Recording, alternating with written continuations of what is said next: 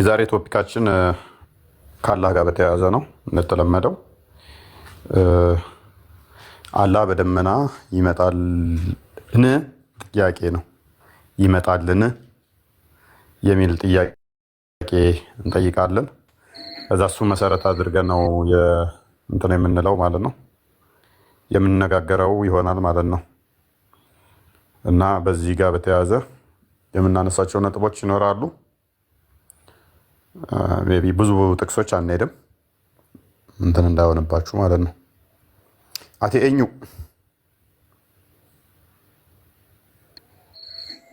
እፎይ ሰላም ክርስቶስ ይብዛልን። እንኳን አንተ ጋር ምን ነበር የቀየርኩት? እዛ ካለ 4 ኪሎ የሚለው ነበር አንተ ጋር ነው እናት የቀየርኩት። እንደ ድንገት ያው ስታስገቡ ይገባው እንጂ እኔ ወደ ኦርቶዶክስ ተመልሻለሁ።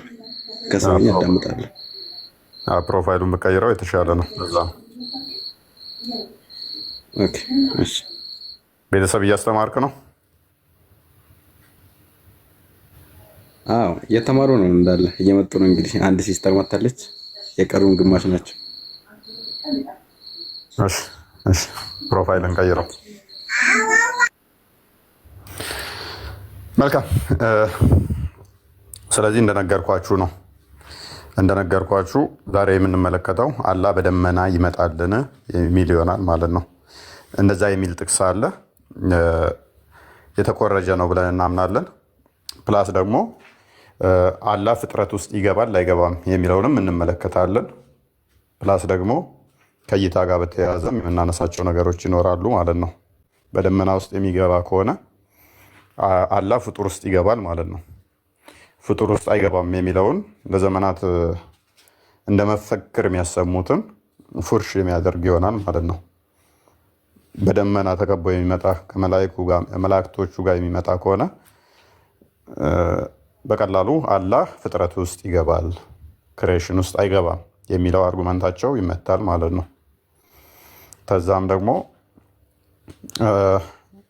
ይታያል አይታይም፣ እሱም ሜይ ቢ እንደሚገቡት እንደ ሰዎቹ ሁኔታ የምንወያይበት ይሆናል ማለት ነው። በብሉይ ኪዳን በተለይም እስራኤሎች ዳግም ምጽአትን የጌታን አመጣጥ በተመለከተ እነሱ በደመና ይመጣል ብለው የሚጠብቁት እግዚአብሔርን ነው። እሱም በሰው አምሳል እንደሚመጣ ደጋግመው ተናግረዋል እና ኤክስፔክት ያደርጋሉ እንደዛ።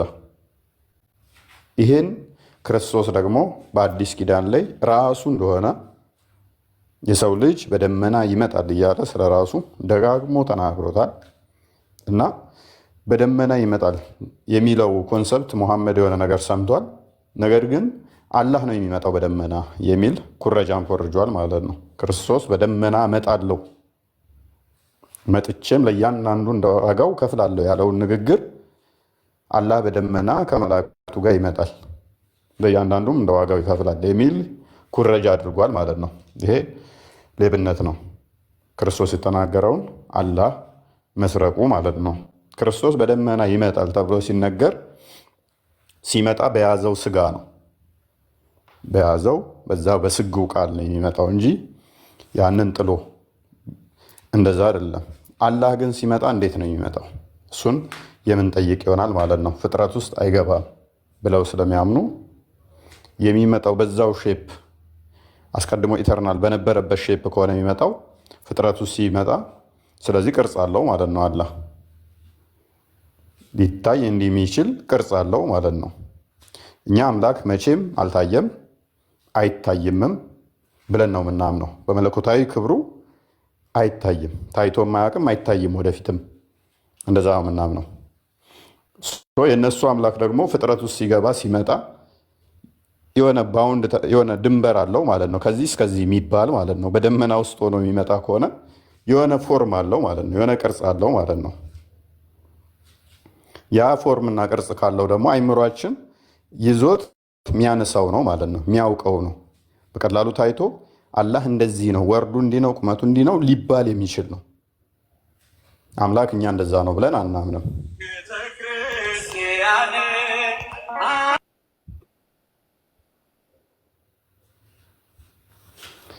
ኦኬ።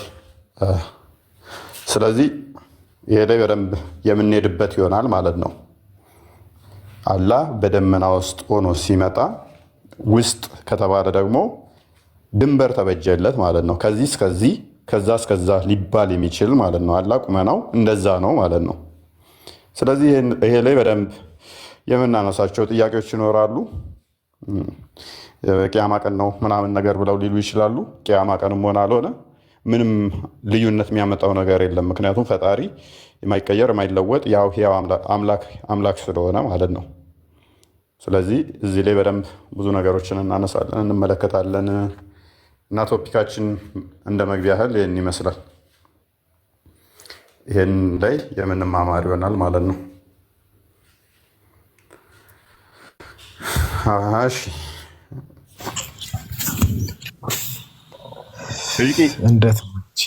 እንዴት ናችሁ? ሰላም ናችሁ? አይ ሰላም ዛሬ ከአንተ ጋር ነው የምወያየው። እንደውም ቁርአኒስት ሆኜ ስለሆንክ ማለት ነው። ቁርአኑ ይመቸኛል። ዛሬ የመጣሁት እፎይ ሰልማን ሂድና ሻሃዳ ሲይዘው ተብዬ ነው የመጣሁት። በኢየሱስ ስም ከሆነ እሺ። ላኢላሃ ኢለላህ ሙሐመድ ረሱሉላህ። አልሙሂም እኮ እግዚአብሔርና እኮ ያው አላህ ስም ነው ልዩነታቸው። ታውቃለህ? እንደዛ የሚልን ሻሃዳ አያያዝን ኬት አመጣ? ቁርአን ላይ ልታሳየን ትችላለህ? ተጨባጭ ላይ ነው እኔ የምረዳበት መስመር ትንሽ። አይ ተጨበጠና አልተጨበጠ የሚባል ነገር የለም። አንተ ቁርአኒስት እንደዛ ስለሚያደላ እንደዛ የሚል ቁርአን ውስጥ ልትሰጠኝ ትችላለህ? ሜይ ቢ ሱራ 4 136 ላይ ሁሉንም ነቢያቶች የሚያካትተው ሱራ 3 ይመስለኛል የምታነሱት። ግብጾች ያሉ ክርስቲያኖች በአላህ ያምናሉ፣ ኦርቶዶክሶች ማለት ነው። እዛ ነው እኔ ራሱ ኢየሱስን አላህ ብዬ ማመን እችላለሁ፣ ችግር የለውም እሱ። አንተ እንደዛ ታምናለህ? አብን አላህ ብለህ ማመን ትችላለህ? አብ ወልድ ምናምን የሚባል ነገር የለም። እግዚአብሔር አማረኝ። ስለዚህ ግብጾች ጋር ለምን ትሄዳለህ ታዲያ? እኔ ራሴ እዚሁ አምንልሃለሁ ኢየሱስ አላህ ብዬ። በቃ እዚህ ጋር ከደረስክ አሁን አንድ ነው የቀራ መድረሰላህ ብለህ መላቀቅ። እንዳረተው ይሄን እንደዛ ታምናለህ? 1300 ድሃ ተሰብስበን እዚህ ጋር ለምን ስራ አንፈጥርም? ግን እኛ እዚህ ተሰባስበን አንድ እንትን መዋቀር ፈጥረን አሁን እጅጌ ዛሬ ቶፒኩ አንተን ይመለከታለሁ። ሀዲስም የማይፈልግ ስለሆነ ታወራ ቢፈልግ ብቻ ያዝና ወጣ ነው። አሁን ሽልማት 500 ሺህ አዘጋጅቼ ነው የመጣሁት። እንዳወጣ ከአንተ ጋር እናወራ። እንደውም አላህ በቂያማ ቀን እንዴት ነው የሚመጣው?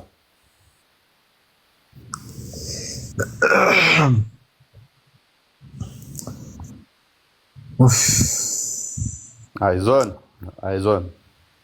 ይሄማ አንድ መኪና ራሱ ይነፋል። ያኔ መኪና ግዛ ያለች ሴት አተነፋፈስን አይታ ነው ጎማ እንድነፋ ነው። አይ ብዙ ነገር የሚነፋለች ጊዜ ለማንተ ሱራ 66 12 ላይ አላህም የሬምን እንትን ከመንፈሳችን በእንትን ውስጥ ነፋን እንደሚለው ብዙ የሚነፋ ይኖራል። ኤኒዌይስ አላህ እንዴት ነው የሚመጣው በቂያማ ቀን? እንደት ልበልህ ሳይወል እንዲያር እዛው ደርሰን እዛው እንማከር። አላህ ይታያል ብለህ ታምናለህ?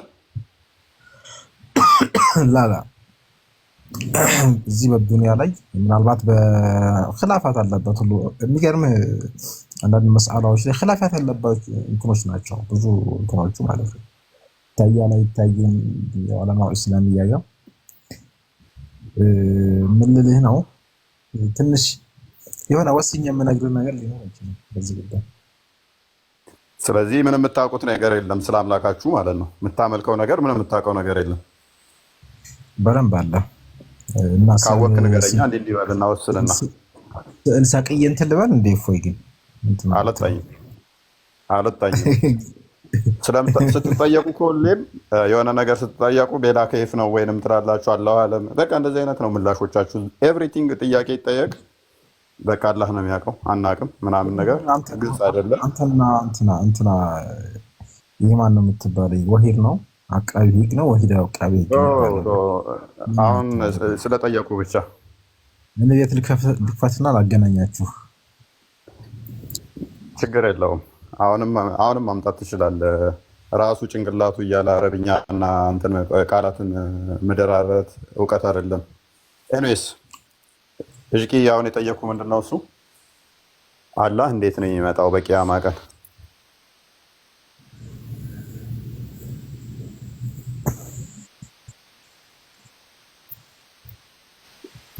የሆነ ዘለህ ማለት በፖይንት ገብተን ነው የምናወራው። ስለዚህ ኦኬ፣ እሺ ያሽ አንድ የቁርአን ክፍል እንመልከት።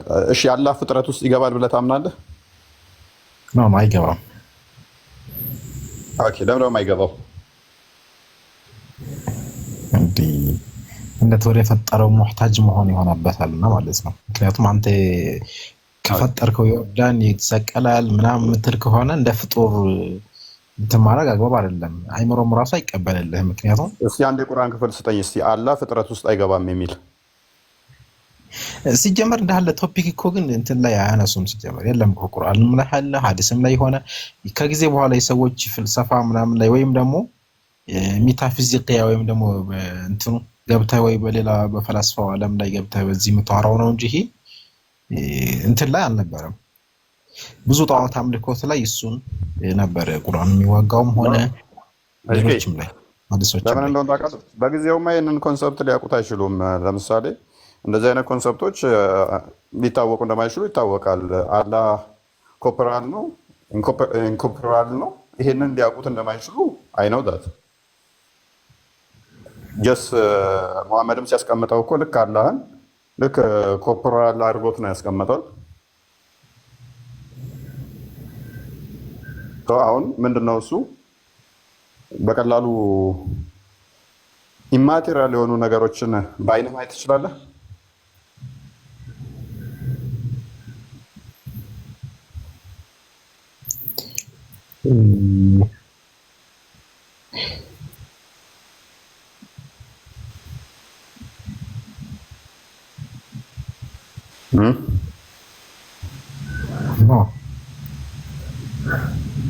ኦኬ አይታይም። ስለዚህ አላህ ታዲያ ኢማቴሪያል ማቴሪያል ነው ማለት ነው ልታየው የቻልከው? እና እኮ ይታያም ብዬ ወስኜ ነው እኮ እንደሱ የምትለኝ። ይታያም ብያለሁ እንዴ? አይ እንትን ነው ካልከኝ እንደዚህ የሚሉ አሉ እንደዚህ የሚሉ አሉ አልከኝ።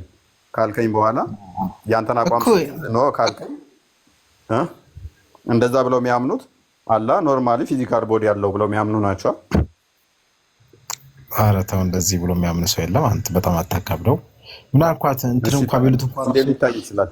እግር አለው እጅ አለው ምናምን የሚሉት ሰዎች እንኳን ራሱ ማለት ነው የኛን አይመስልም። ለምሳሌ ማለት ነው ገነት ውስጥ ነገር ስለ ገነት ታምናለህ አይደለ? መመሳሰል አላወራሁም እኔ ስለመመሳሰል አላወራሁም እኮ ስለመመሳሰል የአካላትን ልዩነት ስናወራ አካል ስንል ይኸውልህ እኛም አካል አለው ብለው የሚያምኑ በእኛም አሉ በሊቃውንት ዘንድ አካል አለው ፈጣሪ። አካል ሲባል ግን ምንድን ነው? አካል ዲፋይን መደረግ አለበት። የኛ አካል ሲባል ዲፋይን ይደረጋል። ዋይ ዝሩ ብትን አይደለም ለማለት አካል አለው ብለው የሚናገሩ አሉ። የእናንተ ግን አካል ሲባል ምንድን ነው? እሱ ዲፋይን አድርገው ሲሆ ነው።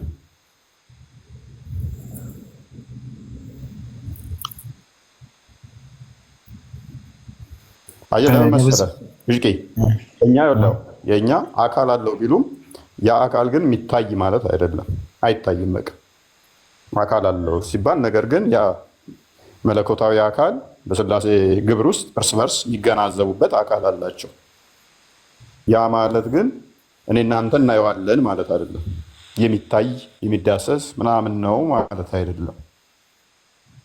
ዝሩ ብትን አይደለም ለማለት ነው። አካል አለው ሲሉ እንዲሁ ብትን ያል ዝሩ ነው እንደዛ ነው ብለው ለሚሉት ካውንተር እንትን ለማድረግ ነው። አካል አለው እንደዚህ እንደዚህ እንደዚህ ለምሳሌ በአምሳሉ ተፈጠረ ምናምን ሰው ልጅ ሲባል የስ እንትን ብለው የሚያስቀምጡ አሉ።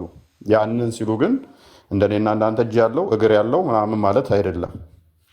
እንደዛ የሚዳሰስ የሚነካ ነው። እንደዛ እንዳትል ደግሞ መንፈስ ነው ብለው ያስቀምጡላል። እናንተ ግን የሚታይ ከሆነ ያ አካሉ የሚታይ ነው ማለት ነው። እንትን ውስጥ የሚገባ ከሆነ ክሬሽን ውስጥ የሚገባ ከሆነ የአካሉ ይታያል ማለት ነው። ምክንያቱም በክሬሽን ውስጥ ባውንድ ሆኗል። የእኛ በሁሉ ቦታ ይሞላ ነው። በሁሉ ያለ ከሆነ የሆነ ፎርም ልሰጠው አችልም። የሆነ ቅርጽ ሰጥተው ከዚህ እስከዚህ ነው ቁመቱ፣ ከዚህ እስከዚህ ነው ወርዱ ማለት አችልም። ሜቢ አግኝተኝ ከሆነ ያ ትክክል። ፎርም የሚሰጣቸው ነገሮች በራሳቸው ምንድን ነው በታይም እና ስፔስ ውስጥ በእንትን ውስጥ ሊሚትድ የሆኑ ናቸው። እኛ ደግሞ ፈጣሪ በሁሉ የሞላ በሁሉ ያለ ነው ብለን ነው ምናምነው። ከዛ አንጻር ነው። እናንተ ደግሞ እንደዛ አታምኑ። እስቲ ይህችን ቁርአን ክፍል እንመልከታት አብረን። ሱራ በቀራ ላይ የምትገኘው 210 ላይ ቆስጠንጢኖስ አንዴ ክፈትልን። የሆነ ልጅ አስገባኝ እያለ ነው። እስኪ ይግባል። ማን የሚል እስኪ ምንድን ነው የሚለው? አስገባኝ ይላል። 25 ሁሱ ይላል። እሺ አንድ ጻፍለት። አላከም ግን። እሺ አንድ ቁጥር ጻፍ። አንድ ቁጥር ጻፍ። አንድ ቁጥር የጻፈ ነው። እኔ ጋር እየታየኝ አይደለም። ነው ሌላም እየጻፉ ያሉት እሱ አይደለም። ትንሽ ወደ ላይ ከፍ አድርገውና ግን አለ ቅርብ ነው። ብዙ ማድረግ ስንቱን ፈልጌ አላገኝም። አንድ ቁጥር ጻፍ ካለ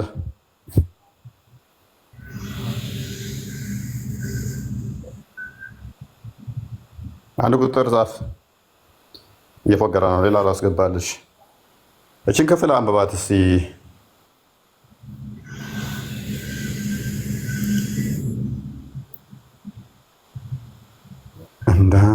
አንተ አብዲ አይምን እጅቂ ወደሚያስማማን ነገር ቅድም አላ ፍጥረት ውስጥ አይገባም ብለኸኛል። ወደሚያስማማው ነገር ለምን አንሄድም? ምን እኮ እንድንስማማ እኮ ነው። እንድንስማማ እንድንጨባበጥ እችን ክፍል አንብባት ማለት ነው። አሁን እኮ ግማሽ ይደናል እኮ ግማሽ ይደናል። አሁን ያችን ክፍል አንብባት። እችን ክፍል ለአላህ ብለሃል አይደለ? ለአላህ ብለሃል። እኔ ማስጠምቀህ ለጠላው ምኑን ገብቼ እኔ ማስጠምቀህ። እሺ ነገር አላህ ቅጣቱ ትንሽ ራቅ ይላል። ትንሽ አረብኛውን አድርገለት ቆስጠንጢኖስ። አረብኛ ፐርፌክት ስለሆነ ينظرون إلا أن يأتيهم في ظلال من الغمام والملائكة وقضي الأمر إلى الله ترجع الأمور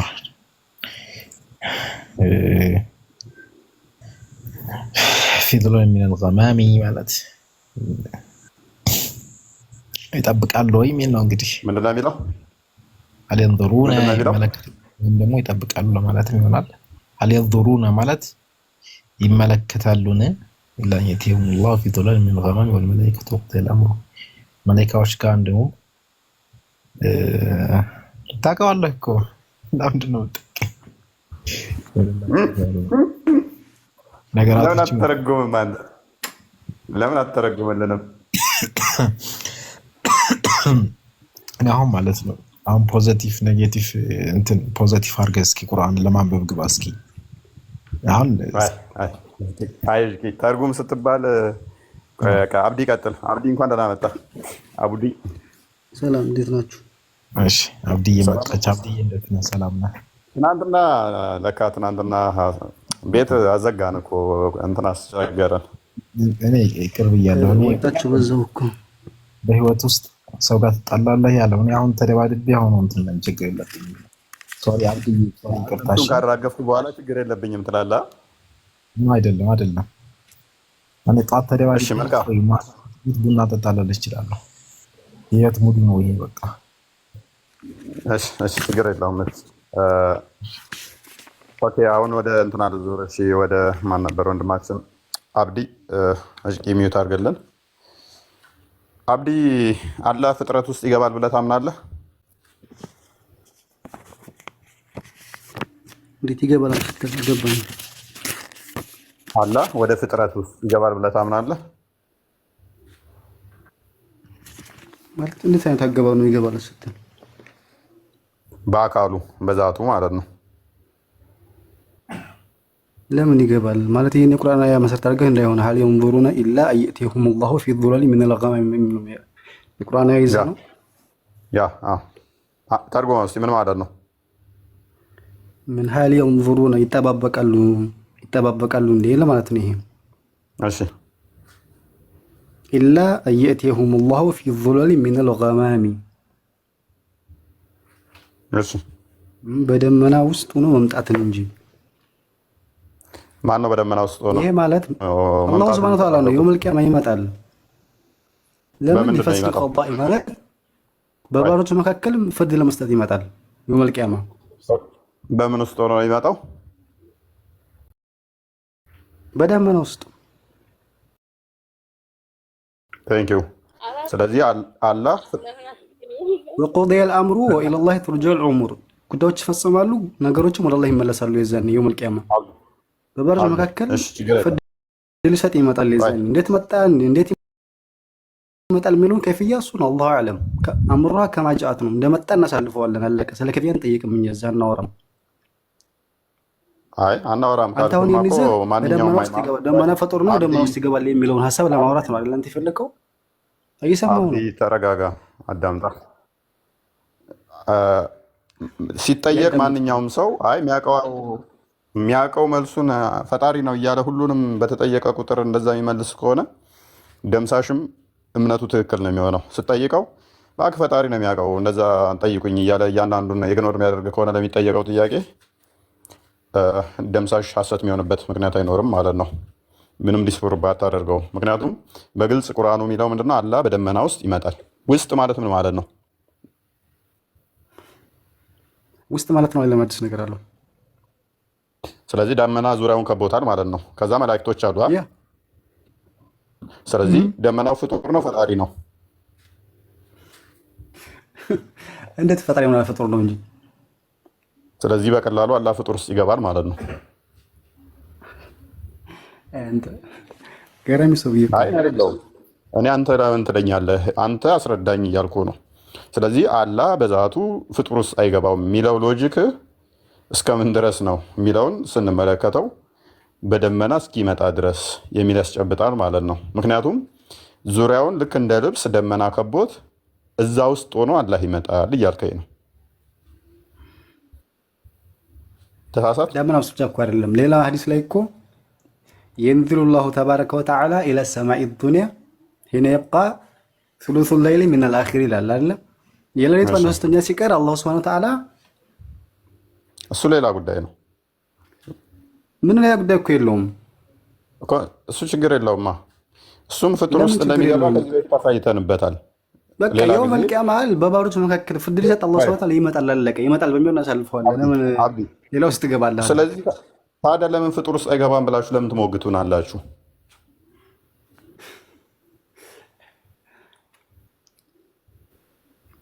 አይገባም ብለህ አሁን እኮ ከደቂቃዎች በፊት አንተ ራስህ እየተከራከርከኝ ነበረ። አሁን ደግሞ መልሰህ ራስኑ በጥፊ ስትለው ምን አልከኝ? ከሌሊቱ አንድ ሶስተኛ ሲቀር ራሱ ይገባል እያልከኝ ነው። በየቀኑ ፍጡር ውስጥ ይገባል እያልከኝ ነው። ፍጡር ውስጥ አይገባም የሚለው ሙግታችሁን ውሃ እንደዚህ የምታበሉ እንትን ቢሆን ተሆነ ለምን ፍጡር ውስጥ አይገባም ብላችሁ አይበላውም? ይሄ እኮ ፍጡር ውስጥ እንደሚገባ ከሆነ ሰለፎች ፈስረው እንዳሳለፉት እኛም እናሳልፈዋለን። አምሩሃ ከማ ጃአት ነው። አለቀ። ስለዚህ አላህ ፍጡር ውስጥ ይገባል? አይገባም። ስለዚህ ደመናው ፍጡር አይደለም ማለት ነው። ደመና ፍጡር ለምን ፍጡር አይሆንም? ፍጡር ነው እንጂ ደመናማ። አንተ እኮ ወዴት ነው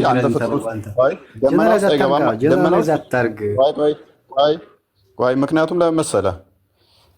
በደመና ውስጥ ሆኖ ይመጣል አልከኝ። ልብ በል፣ በደመና ውስጥ ሆኖ ይመጣል። ስለዚህ ደመና ውስጥ ማለት ምን ማለት ነው? ስለ ውስጥ ነው። ምን ሌላ አለው አልከኝ። ስለዚህ ደመና ከቦት ይመጣል ማለት ነው። እየሰማኸኝ ነው?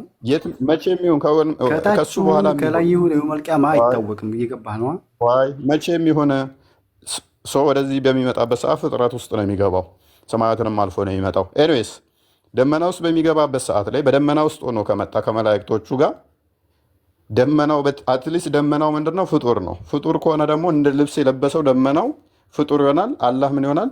ሊሚትድ የሆነ ሼፕ ያለው ከዚህ እስከዚህ ሊባል የሚችል ቅርጹ እንደዚህ ተብሎ ሊነገርለት የሚችል በደመና ውስጥ ሁኔታውን ተፈኩር አታድርግ፣ በአእምሮ አትሳለ። ማለት የሆነ ነገር በሆነ ነገር ውስጥ ገብተን የሚመጣ አድርገህ ለምን ትስላለህ አንተ በአእምሮ? ደመና ውስጥ እያሰብክ ያለው ምንድን ነው? የሆነ ነገር በሆነ ነገር ውስጥ ሲመጣ ልክ ይሄን ይመስላል የሚለው ነገር እያሰብክ ያለው እኮ አንተ። ኖ ኖ ኖ እንደዛ እያልኩ አይደለም። አንድ ነገር ውስጥ የሆነ ነው ነገር ሆኖ ይመጣል። እየሰማኸኝ ነው? እዛ ውስጥ የሆነ ኳስ እዛ ወደ ውስጥ ወርቅ ሆኖ አይደለ? ይመጣል። እዛ ውስጥ ሆኖ ይመጣል ከተባለ ስለዚህ ዙሪያውን የከበበው ምንድነው የሚሆነው? ደመናው ነው የሚሆነው። አላህ ደግሞ እንዴት የተገደበ እንደሚመጣ ቅርጽ ይዞ አይታወቅም እዛ ማለት ውስጥ ነው። አለ። ቆይ ቆይ ለምን ቆይ አንተ እኔ እንዴት ታስባለህ? ይምጣ? በውስጥ ለምን ተፈኩር ታደርጋለህ? አንተ እንዴትም ሆኖ ይምጣ፣ እንዴትም ሆኖ አንተ ይምጣ። በአእምሮ ለምን ትስላለህ? እኛ በአእምሮች እንድንስል ፕሊዝ አልተነገረም፣ አልጠየቅንም። አንብበው። በአእምሮች ቁርአን አንብበው። እንድንስል አማርኛው ላይ አልተጠየቅንም። አድርገው፣ ይመጣል ነው ይመጣል ነው አለቀ። አማርኛው ላይ አድርገው፣ አማርኛው ላይ በአእምሮ ለምን አድርገው። ትስላለህ? እኔ አልሳልኩትም፣ ቁርአንን ነው የሳለው ራሱ። ይህ ስለሳልክ እኮ ነው። አማርኛውን አንብበው። እሺ ከይፍያ አንጠየቅም። ከይፍያ ማለት እንዴት የሚለው ነገር አንጠየቅም። እኛ ግዴታም የለብንም እሱን ለማብራራት። ይመጣል የሚለው ነገር ተቀብለ ማሳለፍ ነው። ይመጣል አላህና እንዴት ይመጣል? እሱን ከደመና አናውቅም። በሆኑ ጥላዎች ውስጥ ሊመጧችሁ እንጂ ትርጉሙን እኮ መጀመሪያ ስለዚህ ነግሬሃለሁ። ቀድሜ እኮ ነግሬሃለሁ ትርጉሙን ወገን። ስለዚህ አላህና መላእክቱ ምን ውስጥ ሆነው ይመጣሉ? ደመና ውስጥ ሆነው፣ በደመና ጥላ ውስጥ ሆነው ይመጣሉ ከተባልክ ስለዚህ ፍጥረት ውስጥ ይገባሉ አይገቡም? አንዴ መልስልኝ። እኛ እንዴት የሚምጡ አይመለከተንም። ይመጣሉ፣ ይመጣል ፍርድ መስጠት ይመጣል ነው። እንዴት ይምጣ? እኛ አይመለከተን። ከፍያ አንጠየቅም። እንዴት መጣ ብዬ አልጠየቅኩም። ፍጡር ውስጥ ይገባል አይገባም? እንዴት መጣ የሚለውን ስታስብ እኮ አንተ እንደዛ ነው። በደመና ውስጥ ሲመጣ እንዴት መጣ? ፍጡር ውስጥ ይገባል አይገባም? ለምሳሌ ፍጡር ውስጥ ስትል ለምን ውስጥ? ደመናው ፍጡር ነው አይደለም? ፍጡሩ ምን ውስጥ? ደመና ፍጡር ነው አይደለም? ፍጡር ነው ያ። ስለዚህ እዛ ውስጥ ይገባል አይገባም? ጀነራላይዝ አታርግ። ለምን ጀነራላይዝ ታደርጋለህ አንተ? በደመና ውስጥ ነው ይመጣል አይደለ? ይገባል አይገባም? በደመና ውስጥ ነው ይመጣል የሚለው ቁርአን ነገርን አይደለ? ተቀብለን እናሳልፈዋለን። እንዴት ይመጣል? ለምን እኔ ለምን ይመጣል ብዬ አልጠየቅኩም። ጀነራላይዝ ለምን ታደርጋለህ አንተ? አንተ እኮ እያደረክ ያለው አሁን ሀስቲ ጀነራላይዜሽን እየሰጠህ ያለው በቁንጽል ሀሳብ ተነስተህ ምን ነው? በምን ውስጥ ሆኖ ነው የሚመጣው? እሺ መልስልኝ። አንተ ስፔሲፊክ ነው፣ ሊሚት አለው እኮ። ለምን ጀነራላይዝ ታደርጋለህ አንተ? በምን ውስጥ ሆኖ ነው የሚመጣው? እያነበብከው እኮ ነው። እሱ ጋር አልተነበበልኝም። በደመናዎች ውስጥ ሆኖ ይመጣል እያለ እኮ ነው። ደመናው ፍጡር ነው ፈጣሪ ነው? ደመና እንዴት ብሎ ፈጣሪ ይሆናል? ስለዚህ ፍጡር ውስጥ ሆኖ ነው የሚመጣው እያልከኝ ነው? አላህ ይኸው ምን መሰለህ፣ አሁን አንተ እያደረክ ያለኸው ማለት ነው ከሆነ ቁንጽል ሀሳብ ትነሳና ጀነራላይዜሽን ትሰጣለህ። ኦኬ እሺ፣ ማይክ አንዴ ያስ አይገናኝም፣ ሁለቱ አያስኬድም። ቆይ አንድ አዳምጥ። ማቴዎስ ወንጌል ምዕራፍ 25 ቁጥር 30 እንደ ክፈትልኝ እንትና ቆስንጆንስ። ቆይ አንድ አዳምጥ። ክፍሉ ከየት እንደተኮረጀ እና እንደተሰረቀ ላሳየ። አብዱል ፈታ ሰላም ብያለሁ። ጅራታ ያለ አልመሰለኝም። ሰላም በለንም ስንለ ዘጋን። ሰላም ብያለሁ። ሰላም ናችሁ? አለን። ቁጥር 31 ላይ እንደዚህ ይላል። ያው የሰው ልጅ ልብ በሉ፣ የሰው ልጅ ክርስቶስ ራሱን የሰው ልጅ እያለ ይጠራል። በጣም ወደው ቶፒክ ነው የሰው ልጅ ሲል በጣም ደስ ከሚለኝ አንዱ። ምክንያቱም ክርስቶስ ራሱን የሰው ልጅ እያለ የሚጠራው ትንቢት ስላለ ነው።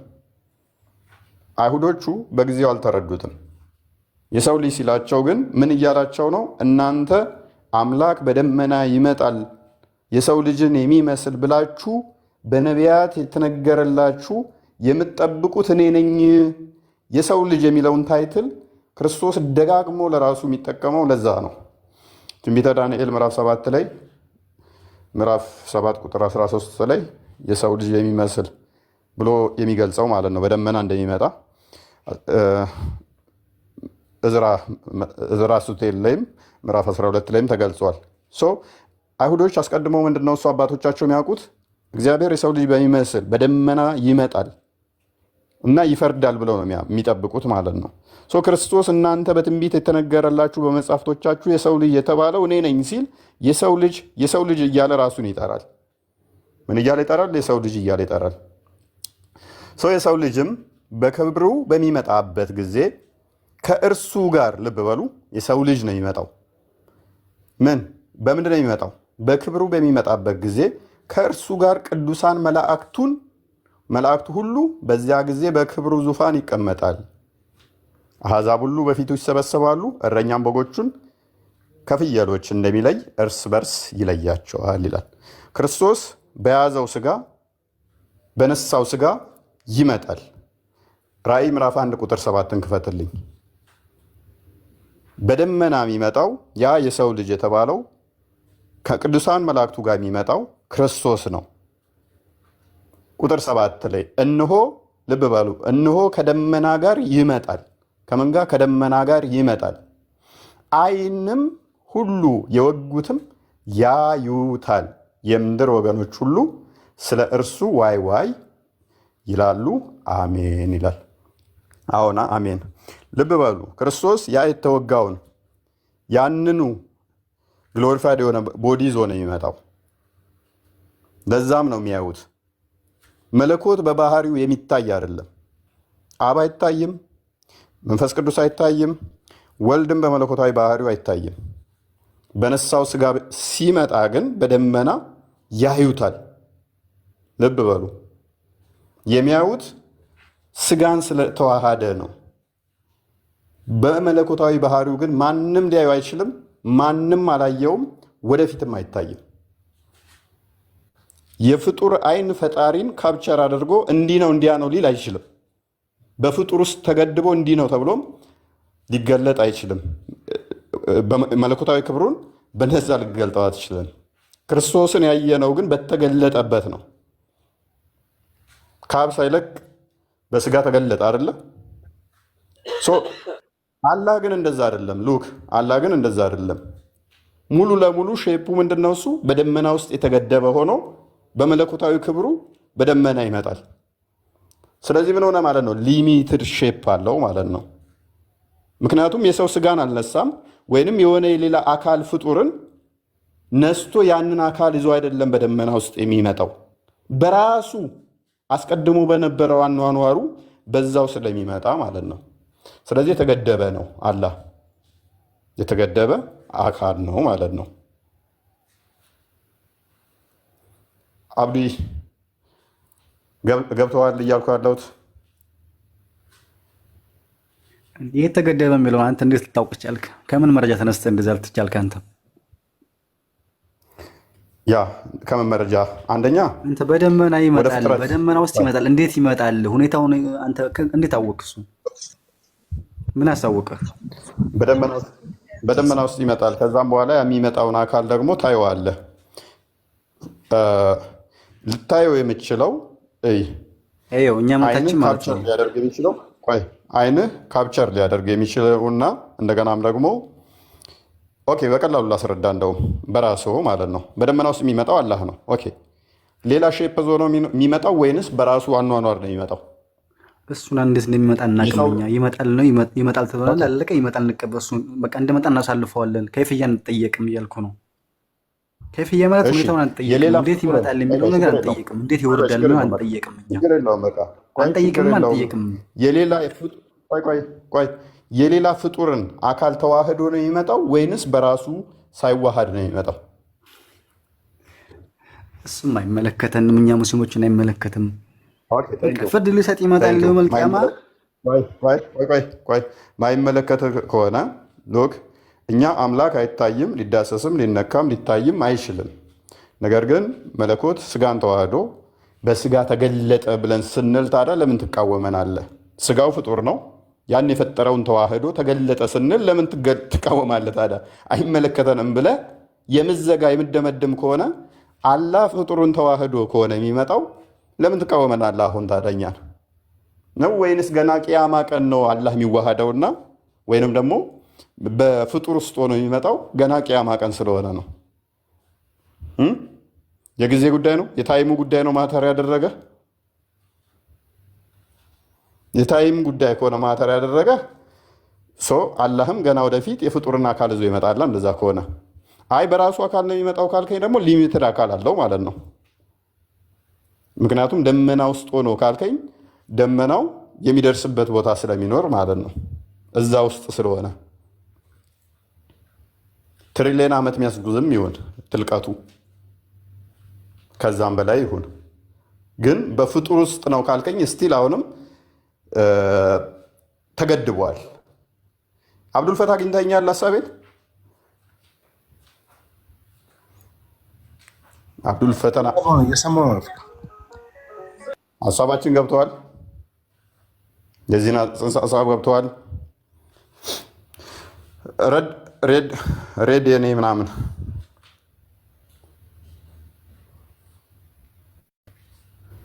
ሬድ የኔ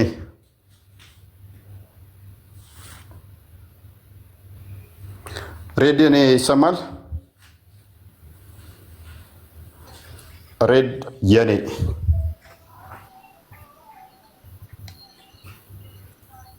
ኦኬ አለው ኔ ሬዳ ረዳ ነው።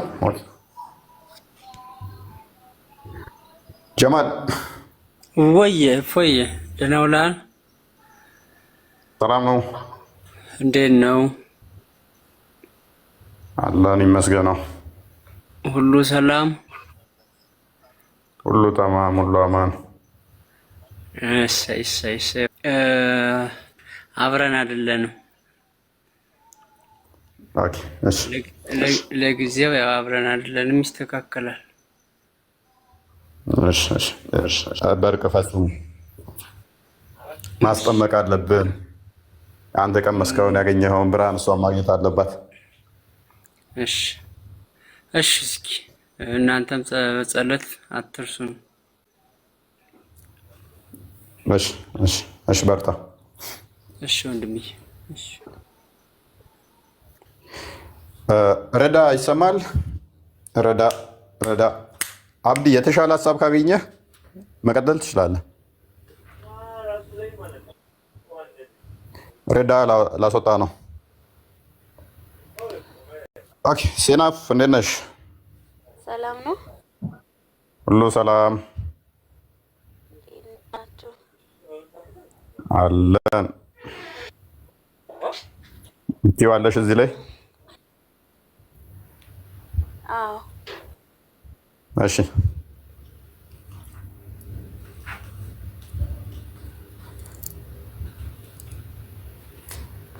ቀጥይ።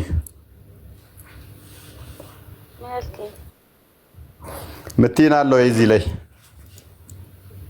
ያው የምለው ያው አላህ ዳመና ለብሶ ይወርዳል በሚለው ያው እኛም እንደዚህ ነው አስተምሮቱን እየተማርነው ዳመና ለብሶ ይወርዳል በሚለው ማለት ነው። ኦኬ እሱን ግልጽ ብታደርግልኝ ማለት ብታነብልኝ ትሻለ። ያ ምንድነው እሱ ደመናው ፍጡር ከሆነ አላህ ደግሞ ፍጡር ውስጥ የሚገባ ከሆነ ልብ በይ፣ ደመናው ፍጡር ከሆነ ያ ደግሞ ፈጣሪ የተባለው አካል እዛ ውስጥ የሚገባ ከሆነ ቅርጹ የተገደበ ነው ማለት ነው። የተገደበ ምንድነው በአማርኛ? የሆነ ሊሚትድ የሆነ ቅርጹ ከዚህ እስከዚህ ተብሎ ሊነገርለት የሚችል ማለት ነው። ያ እንደዛ ተብሎ የሚነገርለት ከሆነ ደግሞ የሆነ ዳይሜንሽን እና የሆነ ሄቱ እንደዚህ ወርዱ እንደዚህ ተብሎ ይነገርለታል ማለት ነው። ዙሪያውን ደግሞ ፍጡር ከሆነ አላህ ፍጥረት ውስጥ ይገባል ማለት ነው። ያ ከሆነ ደግሞ አላህ ወደ ግዑዝ ነው ማለት ነው። ግዑዝ አካል ነው። ግዑዝ ቦዲ ያለው ነው። የሆነ ቦዲ የሚዳሰስ የሚነካ ያለው ፎርሙ ደግሞ እንዲህ ተብሎ ሊነገርለት የሚችል ነው። አሁን ላይ አላህ ፍጡር ውስጥ አይገባም ምናምን ብለው ቢፎክሩም በቃላቸው እንደዛ ቢናገሩም የቁርአኑ አስተምሮ ግን ኢስላሚክ ሶርሶችን ስንመለከት ግን አላህ ፍጥረት ውስጥ እንደሚገባ ደጋግሞ እናገኘዋለን። ፕላስ ደግሞ ፍጥረት ውስጥ መግባት ብቻ ሳይሆን ሰዎች የሚያዩት ከሆነ አይናችን ፈጣሪ ማየት የሚችል ከሆነ ልብ በይ፣ ለምሳሌ ብርሃን፣ በጣም ኃይለኛ ብርሃን ውስጥ ብርሃንን መልሰን ማየት አንችልም። እንዴት ልግለጽልሽ መሰለሽ? ብርሃን ውስጥ ብርሃንን ማየት አትችይም። በጣም ኃይለኛ ብርሃን ውስጥ ላይተር ብታበሪ ላይተሩ ብርሃን ይታያል? አይታይም። ምክንያቱም ላይተሩ ከዛኛው ብርሃን ስለማይበልጥ አይደለ? በጣም ኃይለኛ ብርሃን ውስጥ ላይተር ብታበሪ ምንም የላይተሯ ብርሃን ኢፌክት አታመጣም እዛ ላይ። ፈጣሪ ደግሞ ብርሃን ነው ብላችሁ ታምናላችሁ። ያ ብርሃን የሆነው እሱን የሚገልጥ ሌላ ብርሃን አይኖርም። ልብ በይ። ለምሳሌ ጨረቃ በዩ ፀሐይ በዩ ከፈጣሪ ብርሃንነት እነሱ ሊበልጡ አይችሉም። ካልበለጡ ደግሞ ልብ በይ፣ እነሱ ካልበለጡ እነሱን እንደውም የሚያጠፋቸው ነው የሚሆነው ማለት ነው። እነሱ የሚያጠፋቸው ከሆነ ደግሞ የእኛ አይን ራሱ ሊሚቴሽን አለበት። ብርሃንን ይዞ እይታን ለመግለጽ የራሱ የሆነ እንትን አለው ማለት ነው። ከዚህ እስከዚህ ነው እንደዚህ ነው የምትዩ አይንሽ ማየት የሚችለው በምን አይነት ሲሆን ነው? ፍጡር ሲሆን ነው። አላህ ግን ፍጥረት ውስጥ ገብቶ ደመናው ከዚህ እስከዚህ አላህ እስከዚህ ብለሽ የምትገልጪው ከሆነ ብርሃንነቱም ራሱ ከምን ፀሐይ ስገልጠው፣ ምክንያቱም ፍጥረቱ ነው ከኋላ ዙሪያውን የከበበው ደመና መኖሩን ለማወቅ ራሱ የፀሐይ ብርሃን ደመናውን ሊያሳይሽ ይገባል። አላህ መሀል ሲሆን ማለት ነው፣ ውስጥ ሲሆን። አንቺ ደግሞ ልታቂው ልትለይው ምቺው አይንሽ ማየት ሲችል ብቻ ነው። አይንሽ አይቶ ይሄ እንዲህ ነው የምትዩ ከሆነ ያ ፈጣሪ ሊሆን አይችልም ማለት ነው። የአንቺ አይቶ ገደብሹ። በቃ ሜቢ አግኝተሽኝ ከሆነ ከዚህ እስከዚህ ነው እንደዚህ ነው ብለሽ ገደብሹ ማለት ነው። ኮንሰፕቱ ገብቶሻል? አዎ ገብቶኛል። እንደኛ ግን ይኸውልሽ ፈጣሪ እንደኛ ኦኬ፣ እሺ ቀጥይ። ያው እስልምና አስተምሮት ላይ እንደሚለው አላህ ፈጣሪ ከሆነ ማለት ኢሳ ወርዶ 20 ዓመት ይገዛል ይላል። 20 ዓመት ይገዛል ወርዶ 40 ዓመት አካባቢ ሊያሳስት ይችላል። ኦኬ፣ እሺ ምንድን ነው ያልሽኝ? እንዴት ሰዎች ሊያሳስት ይችላል? አዎ ኢሳ ይወርዳል ለ20 ዓመት ይገዛል አለ አላህ። እሱ ፈጣሪ ከሆነ ኢሳ ለምን ይወርዳል የሚለው ማለት ሀሳቡ ግልጽ ቢሆንልኝ። ያ እንደ እስልምናው እንግዲህ መጥቶ ገና ምድር ላይ ገዝቶ እንትን 40 ዓመት መሰለኝ 20 ዓመት አይደል ነው የሚገዛበት። እንግዲህ 40 ዓመት ያህል ይቆያል በምድር ላይ። የሚገዛው 20 ዓመት ነው። እሱን አምኖሹ 40 ዓመት ያህል እንደሚኖር ነገር እንደዛ ነው ማውቀው ታሪኩን። ግን የሚገዛው ስንት ዓመት እንደሆነ እንትን ባለም ከዛ መስቀልን ይሰብራል። ስንት መስቀል እንደሚሰብር ባላቅም እንግዲህ አንገታችን ላይ ያለው መስቀል እየመጣ ይሰብራል ብለው ነው መስቀል ይሰብራል ካሉን እንግዲህ አንገታችን ላይ ያለው መስቀል እየመጣ ክርስቶስ አይደለም ኢሳ ነው የእነሱ ኢሳ ሐሰተኛው መሲህ ነው ይመጣል ብለን የምንጠብቀው ካሁን በኋላ እንደ ክርስትና እንደ ሙስሊሞች ደግሞ ኢሳ ይመጣል። ከዛ መስቀል ይሰብራል። ከዛ ደግሞ አሳማ ይገላል። አሳማን ደግሞ አስቡ ጫካ እየሄደ አዳኝ ነው የሚሆነው። አዳኝ ይሆንና አሳማ ይገላል። እነዚህ አይነት ተረት ተረት ያለበት ነው እስልምና ውስጥ ባይዘ አሳማ ይገልና ከዛ በኋላስ ጦር እንደ ደጃልን ይገላል፣ አሳማን ይገላል፣ መስቀል ይሰብራል፣ ከዛ ጂዚያን ያስቀራል የሚል ተረት ተረቶች ያሉበት ነው። ነገር ግን እንደ ክርስትናው ከሆነ ጥያቄዎች ክርስትና ላይ ኢየሱስ ክርስቶስ ዳግም የሚመጣው አሁን እንዳየሹ በደመና ይመጣል፣ ከቅዱሳን መላእክት ጋር ይመጣል። ሲመጣ ግን ለፍርድ ነው የሚመጣው። ልብ በይ፣ ለፍርድ ይመጣል። መልካም ያደረጉትን በቀኙ ያቆማቸዋል፣ መልካም ያላደረጉትን ደግሞ በግራ ያቆማቸዋል። ማቴዎስ ወንጌል ምዕራፍ 25 ላይ እንደሚናገረው ቁጥር 31 ጀምሮ ማለት ነው። እንደ ክርስትናው ለፍርድ ነው የሚመጣው። ግን አንድ የሚመጣ አለ፣ ሐሰተኛ መሲህ፣ ሐሰተኛው ነብይ ይመጣል። እኔ ክርስቶስ ነኝ ብሎ ሐሰተኛው ይመጣል። ሙስሊሞች የሚጠብቁት እሱን ነው። ያንን ሐሰተኛውን ኢየሱስ ትንቢት የተነገረለትን እሱን ነው የሚጠብቁት። እንደኛ ግን ክርስቶስ በግልጽ በደመና ይመጣል። ሲመጣ ግን የወጉትን ሁሉ ምልክት እሱን እያሳየ ይመጣል። ሲመጣስ ለፍርድ ነው የሚመጣው። ሜይ ቢ ነጥብሽን ካገኘሁት ገብቶኛል። ያ አምላክ በስጋ የተገለጠ ስለሆነ ልብ በሉ፣ በስጋ የተገለጠ ስለሆነ ሲመጣም ያዩታል፣ የወጉት ሁሉ ያዩታል። ሙስሊሞች በጣም ለዘመናት ሞክ የሚያደርጉት እንዴት አምላክ በስጋ መገለጥ አስፈለገው፣ እንዴት ፍጥረት ውስጥ ገባ ምናምን የሚሉ ትችቶችን ይሰነዝራሉ። አይ አሁን አይደለም ቢሉን እንኳን በቂያማ ቀን አላህ ደግሞ ፍጥረት ውስጥ ይገባል። ሎክ ፍጥረት ውስጥ ይገባል። የኛ በስጋ ተገለጠ ስንል መገለጥ መታየት የቻለው በስጋው ነው። በያዘው በነሳው ስጋ መታየት ተችሏል ማለት ነው እንጂ አምላክን ሉክ ኢየሱስን ራሱ ወልድን ማለት ነው ወልድን አስቀድመው ስግው ቃል ከመሆኑ በፊት ስጋን ከመያዙ በፊት የነበረው ቃል በመለኮትነቱ ማንም ሊያየው አይችልም። ማንም አላየውም፣ ወደፊትም አይታይም። በመለኮቱ በመለኮታዊ ግርማው ማንም ሊያየው አይችልም። በያዘው ስጋ ነው የታየው። በነሳው ስግው ቃል በዛ ነው የሚታየው እንጂ አብ እንደዚህ ነው ተብሎ ማንም ሊነገርለት ማንም ሊያየውም አይችልም። ፍጥረት ፈጣሪን ከዚህ እንደዚህ ብሎ የሆነ ዳይሜንሽን ሰርቶ ሊያየው አይችልም። ለዚህ ነው አንደኛ ጢሞቴዎስ ምዕራፍ 6 ላይ አንዴ ክፈትልኝ። አንደኛ ጢሞቴዎስ ምዕራፍ 6 ቁጥር 16 ላይ አላህ ግን ስጋን ሳይነሳ ፍጥረትን ሳይይዝ በመለኮታዊ አስቀድሞ በነበረው ሲመጣ በደመና ውስጥ ሆኖ ነው የሚመጣው ካሉን፣ ደመና ውስጥ ከተባለ የሆነ እንትኑስ ሆነ ቤት ውስጥ ከተባለች ለምሳሌ ቤቱ ከአንቺ ይበልጣል። በቃ አንቺ እዛ ውስጥ ገብተሻል። ደመና ውስጥ ከተባለ አላህ ከደመና ውስጥ ነው ያለው ማለት ነው። ውስጥ ከሆነ ደግሞ ምንድን ነው ማለት ነው? ከደመናው ያንሳል ማለት ነው። ካነሰ ደግሞ አላህ ከዚህ እስከዚህ ተብሎ ዳይሜንሽንና የሆነ ወርድ ሄቱ ምናምን ሊሰራለት ይችላል ማለት ነው። እኛ ግን ፈጣሪ በሁሉ የሞላ ነው ብለን ነው የምናምነው። በሁሉ የሞላ ከሆነ ደግሞ ፎርሙ እንዲህ ነው፣ በዚህ እንደዚህ ተብሎ ሊገለጽ አይችልም ማለት ነው። አንደኛ መንፈስ ነው ይለዋል። መንፈስ ከሆነ ሊታየ ሊነካ ሊዳሰስ የማይችል ረቂቅ አምላክ ነው። ያ ረቂቁ ደግሞ በሁሉ የሞላ በሁሉ ያለ ነው። ስለዚህ እንደዚህ ከዚህ እስከዚህ ብለሽ ምሰሪው አይደለም ማለት ነው። ኦኬ እንደዚህ ይላል። እርሱ ብቻ የማይሞት መለኮት ሊሞት አይችልም። መለኮት በባህሪው የሚሞት አይደለም። እርሱ ብቻ የማይሞት አለ።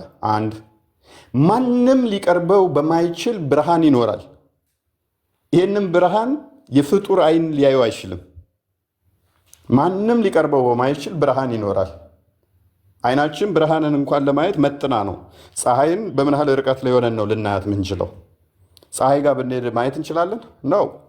ከፀሐይ ስንት እጥፍ ኮምፔር ላይደረግ በሚችል ሁኔታ ያለን አምላክ በዚህ እንትን ሊያጠፋው በሚችል ብርሃን ፈጣሪ ልታየው አትችልም። አንድ ሰውስ እንኳ አላየውም። ፈጣሪን ማንም አላየውም። ኦኬ ሊያየውም አይችልም። አላየውም ብቻ አይደለም ሊያየውም አይችልም። ታዲያ በብሉይ ኪዳን ፈጣሪ እንደዚህ ታያቸው፣ ተገለጠላቸው፣ እንዲታያቸው ተብሎ የተነገረው እሱ መገለጥ ነው። በመለኮታዊ ክብሩ ሳይሆን ለነቢያት በተለያየ ጊዜ ላይ በተለያየ ሁኔታ ተገልጦላቸዋል። በተለያየ ሁኔታ ተገልጦላቸዋል እንጂ በመለኮታዊ ክብሩ ግን አልተገለጠም። ሊታይም ሊገለጥም አይችልም። ልናየው አንችልም ማለት ነው። የእስልምናው ግን በራሱ በአካሉ በዛው ነው የተገለጠው። ሰው እንደዛ ከሆነ ደግሞ ይገደባል ማለት ነው። የተገደበ ነው።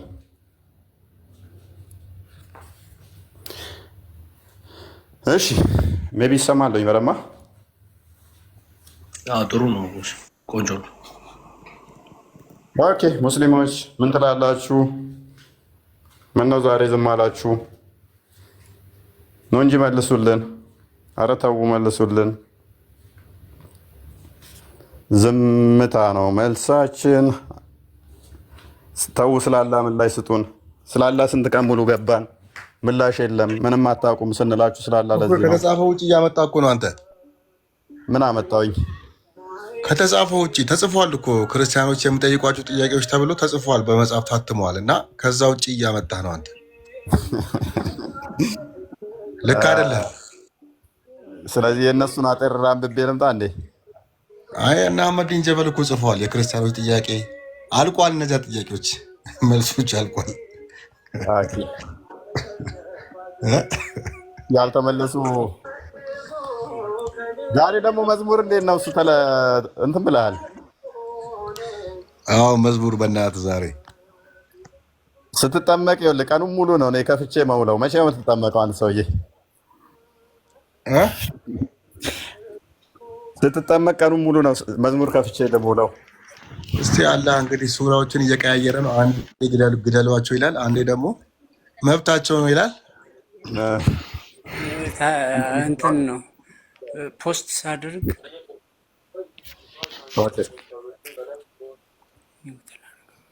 ምን አልከኝ ጀማል? እዚህ እንትን ሚውት ሳላደርገው ወሬ ይዤ ነው። ይቅርታ።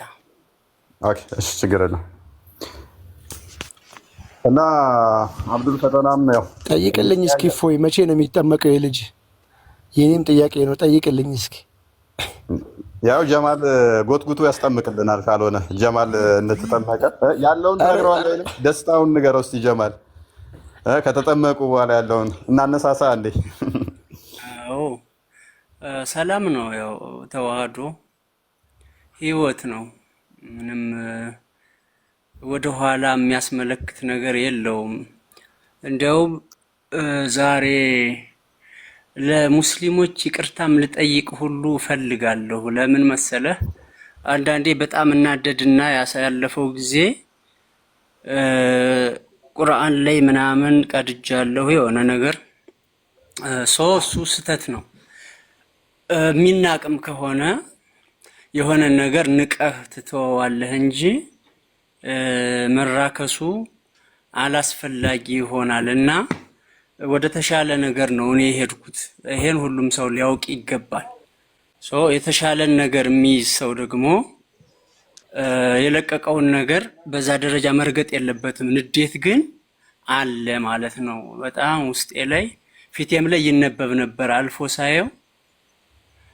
እዛው ያለው እንግዲህ ተዋህዶ ህይወት ነው። ምንም እንትን የለው ወሰን የለው። ይረብሽ ነበር መሰለኝ ያሳለፍክበት ላይፍ ምናምን ነገር እስልምና ውስጥ በዛ መጠን መቆየት ይረብሻል መሰለኝ። በጣም እፎይ ምንም ቃል አይገልጸውም ከቃል በላይ። ወይ ጀማል ሱረቱል ላም የላም ሱራ አንብበህ አልቅሰሃል እንዴ? አላለቀስኩም። ማልቀስ እንኳን ብዙም ወንድ ልጅ እኔ ቆጨኛል። የላሞች ሱራ፣ የከብቶች ሱራ፣ የምግብ ሱራ፣ የጉንዳን የግድግዳ ከፍታ ዙራ ምንድነው?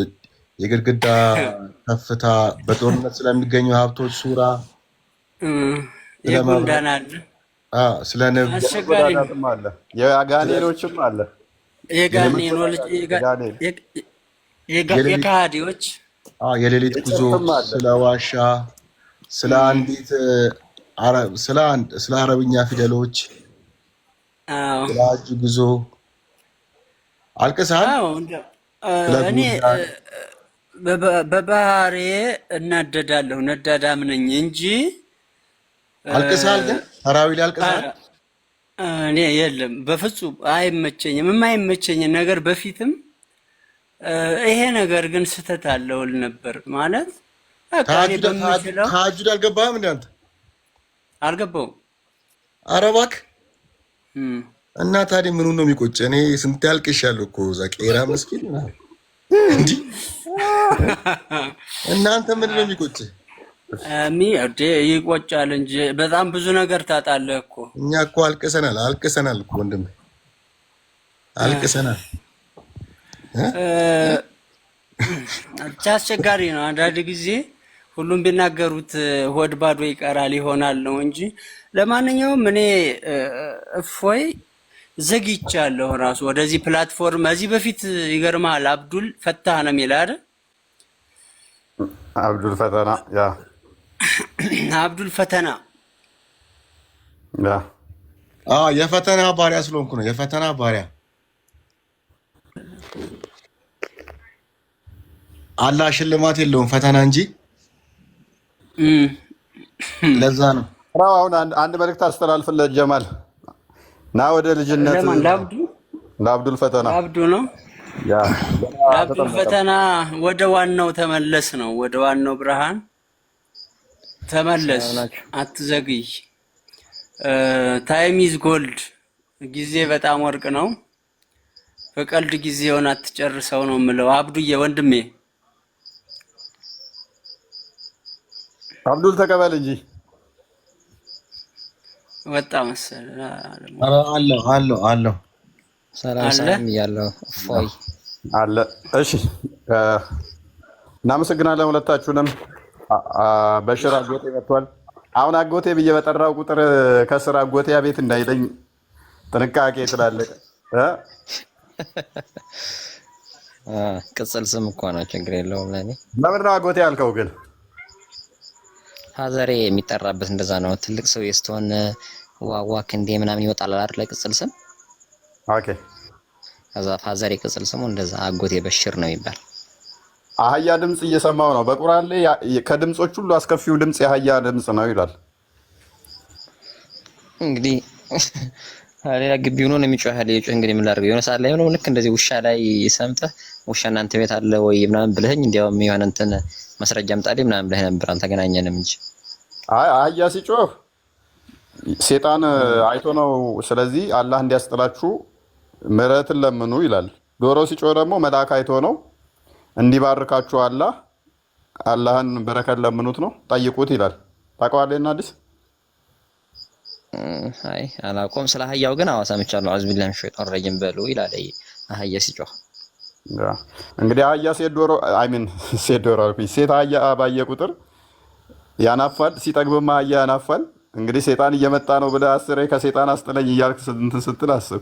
ዶሮ ደግሞ ሁሌም ጠዋት ላይ ሊነጋጋ ሲል አኩኩሉ ይላል። መልአክ አይቶ ነው ብለህ አላህ ባርከኝ መልአክ አየ ብለህ ስትል ሴት ዶሮም ካየ ዶሮ ኧረ እፎይ አንድ ነገር ልንገር። እዚህ ጋር ሙስሊሞች ያው ስላላችሁ ድመት ስተኛ የሆነ የምታሰማው ድምፅ አለ እና ቁርአን ትቀራለች እኮ ተብለን እንሰማ ነበር።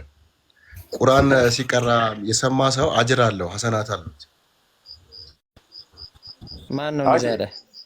ያው ለዚህ ጋር ተከፍቶልሃል በሽር አረብኛ እንትን ነው እንግሊዘኛው። The prophet said when you hear the crowing of roosters ask for Allah's blessing for the crowing of indicates ነው የሚለው ኦኬ that they have seen an angel ዶሮ አኩኩሉ ሲል አላህ እንዲባርካችሁ ጠይቁ። ይሄ አኩኩሉ ማለቱ መልአክ ማየቱን የሚያሳይ ነው የሚጠቁም ነው ይላል። አገኘኝ when you hear the braying of donkeys seek refuge with Allah from shaitan for the braying of indicate that they have seen a shaitan አህያ ሲጮህ ደግሞ ምንድነው እሱ አላህ እንዲያስጥላችሁ እንዲሸሽጋችሁ እንትን በሉ አላህን ምን በሉት እንዲገዳ አላህ እንዲሸሽጋችሁ ጠይቁ ነገር ያ እና ምን ችግር አለ? ይሄ ማለትስ ምንድነው የሚያጻርረው? ሁለቱ እኩል ከጮህስ ዶሮና አህያ ሁለቱም አሉ ማለት ነው። ሰይጣንና መላእክት ጎን ለጎን ቆመው ነው ማለት ነው አይደለም? እሱ ጎን ለጎን ቆማል ሳይሆን አሁን አንተ መመልከት ያለብህ አህያ ሲጮህ ሰይጣን አይቶ ነው ተብሏል አይደለም። ልትቃረን ከሆነ አህያ የሚጮህበት ሌላ ምክንያት አለ ብለህ ማቅረብ አለብህ ማስረጃ ከፈለከው። አንድ ይሄ ይጠይቃል። ሲቀጥል ደግሞ ይሄ ኖርማል እኮ ነው፣ እውነት ነው። ደግሞ ይሄ ግዴታ ሌላው አማኝ በዚህ መጽሐፍ አላመነምና ደግሞ አጎቴ ኧረ ተው ይሄ ምንም እውነት አይደለም። እኔ የገጠር ልጅ ነኝ። አህያ ተጠገበ ያናፋል። ሴት አህያ ካየም ባይጠግብ ራሱ ሴት አህያ ካየ አብሶ ይሄ ምንድነው ለአህያ እንትን ያለ ትዕቢተኛ ከሆነ በተለይም ያናፋል። በቃ ምንም ሴጣን አይቶ ሳይሆን አህያ ሲያይ አህያ ያናፋል። ኢቭን አንተ ራስህ የሆነ ድምፅ ካሰማኸው ሊያናፋ ይችላል እንትን ካልከው። ዶሮ ደግሞ ሁሌም ለሊት ላይ ሊነጋ ሲል ተቆጧ ለመውረድ ስትል ወጋገን ስታይ ትጮኻለች፣ አኩኩሉ ይላል። ሴት ዶሮም ካየ አኩኩሉ ይላል እንጂ ምንም መልአክ አይቶ ምንም ሴጣን አይቶ አይደለም። እና አስሬ ዶሮ ማረባ ከሆነ እኮ በየደቂቃው በቃ አላህ መልአክ መጣ እያልኩ እንትን ልል ማለት ነው። አህያ ካሉኝ ደግሞ አህዮች እንትን ምን ከሆነ 10 ጊዜ ዶሮ ካሌለኝና አህያ ከሆነ ሴጣን መጣ እያልኩ ኮሽታ ውስጥ ልገባ ማለት ነው። አስጥለኝ እያልኩ ልሳቀቅ ማለት ነው። ኧረ የተረተረት ነው። እፎይ ቢፈለግ እኮ አህያ ጭነት ሲከብደው የሚፈሳው ነገር አለ። ሐዲስ ላይ እኮ ቢፈለግ አይጠፋም የሆነ ነገር ግማቱ አለ። የአህያው ባይሆን የሰው ግማት የሰው ሊፈስ ግማትን ታውቃለህ? የሰው ሊፈሱ ለምን እንደሚገማ ተጠይቆ ሴጣን ሆድ ውስጥ ገብቶ አዳም ውስጥ ያን የገባ ጊዜ ሆድ ውስጥ ስለቆየ ነው ፈስ የሚገማው አለ ነብዩ ተጠይቆ። መልስ እኮ ያጣም ነው። ኤኒዌይስ ወደ ዛሬ ቶፒካችን እንመለስ። ሽፍቶን ወደ ዛሬ ቶፒካችን ሰምተው ነበር አጎቴ? አልሰማሁትም። አጋጣሚ እንትን ስል ነው አንተ ሸር የተደረገልኝ የዛገባው መጣ። የዛሬ ቶፒኬ ብዙም ለአንተም ይሆናል መሰለኝም። እስቲ ቆይ ለማንኛውም እስቲ ልሞክር። አላህ ፍጥረት ውስጥ ይገባል ብለህ ታምናለህ? አላህ ፍጥረት ውስጥ ይገባል? አላህ ፍጡራን ውስጥ ናር አይገባም። ፍጡራን ውስጥ አይገባም። አዎ አልቀኒዩ ዓለም ብሏል። ከፍጡራን ምን አልፈልግም ብሏል በቁርአን።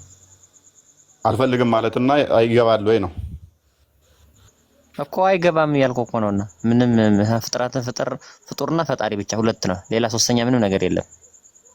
ስለዚህ ወደ ፍጥረታት ውስጥ ስለዚህ አላህ በምድር ላይ የለም፣ በምናያቸው ነገሮች ላይ ምንም የለም ማለት ነው። አላህ በእኛ አይን ኖ ይታያል አይታይም አይደለም ጥያቄ። የለም ፈጣሪ ከነ አይደለም አለ እንጂ መኖርማ። ኦኬ ታዲያ ለምንድን ነው እሱ አይገባ የምትለኝ? ጎበስ ጥሩ ጥያቄ ነው። ምክንያቱም ፍጡር የተባለ በሙሉ እሱ ራሱ የሰራው ነው። ጅማሮ አለው። ለመኖር ካለመኖር ወደ መኖር የመጣ ነው። እኛ ምንም ነገር ሁሉ ነገር ማለት ነው። ፈጣሪ ግን ጅማሬ የለውም። ምንም ነገር ሳይኖር ምንም ነገር ሳይፈጠር ነበረ። ከየት ነው እንዴት ነው የሚለው የኛ አእምሮ ሊደርስበት አይችልም። ይሄ ማን አስጀመረው ጀመረ የሚለው ሳይሆን አለ የለም ነው ጥያቄ። ነገር እኮ ፈጣሪ አለ። የሱ መኖር ግን በሁሉ ቦታ አለ። በሁሉ ቦታ አለ። አረ በቦታ አይገለጽም። እሱማ ሹብሃ አረከው እንደ ብዙ ልክ አስማተኛ ያለን በዛ እንደሚገኘው። እሺ ልክ እሱ በሱ ሊገመት አይችልም። እሺ ምን ብለን በቦታም አለ ቦታም አለ ፈጣሪ አለ ግን ያለ ቦታ ነው። ቦታ ማለት ስፔስ ነው እንግዲህ ጠቅላላ ሰማይ ምንም ሁሉ ጠቅላላ ለመሬት ብቻ ሳይሆን በቦታ ሳለ አላህ በቦታ አይገለጽም። ያለ ቦታ ነው ያለው እኮ አልኩህ። ያለ ቦታ ነው ያለው እሱ which means በምድር ላይ የለም። አይደለም የለም። አሁን እኮ በምድር ላይ የለም እንዳትል እንደዚህ የራቀ በኪሎ ሜትር ወይም ከሌላ ቦታ ሆኖ ብለህ ምድር ላይ የለም ካል ከሌላ ቦታ አለ ማለት ነው ትርጉሙ።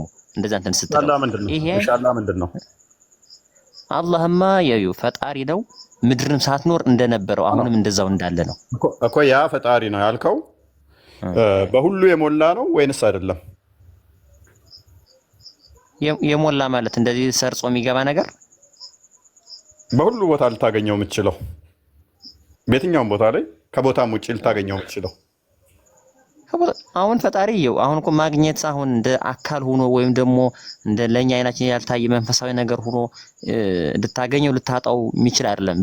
በእነዚህ ቃላት ራሱ አይገለጥም ፈጣሪ። ስለዚህ ያንተ አላህ ምንድነው? እሺ ያንተ አላህ ምንድነው ታዲያ? እሺ የኔ አላህማ ምንም ነገር ሳይኖር እንደነበረው አሁንም ያለው እሱ ነው። በቃ እኮ ምንድነው? ፈጣሪ ነው። ስለዚህ በምንም አልተገለጠም። ምንም የለም አይደለም አልተገልጿል እንጂ ቃሉን ልኮልናል እኮ። ወደ ቀኝ ይኖራል። ወደ ቀኝ ማለት እጄን ብዘረጋና ወደ ቀኝ ባሳይ ይኖራል አላህ በዛ። አሁን እንኳን ቀኝ ስትል እኮ ከስድስቱ አቅጣጫ አንድ የገለጽክልኝ አለ። ይሄንን እሱን አይጠቀሙም። ስለዚህ በስድስቱም አቅጣጫ ከሌለ የለም እያልከኝ ነው ባይ ዲፎልት። አይደለም ያለ አቅጣጫ ነው ያለን ምን ያህል ነው ደግሞ ከእሺ ሰባተኛ አንድ ስጠኝ እስቲ ያለ አቅጣጫ ሊገለጥ የሚችል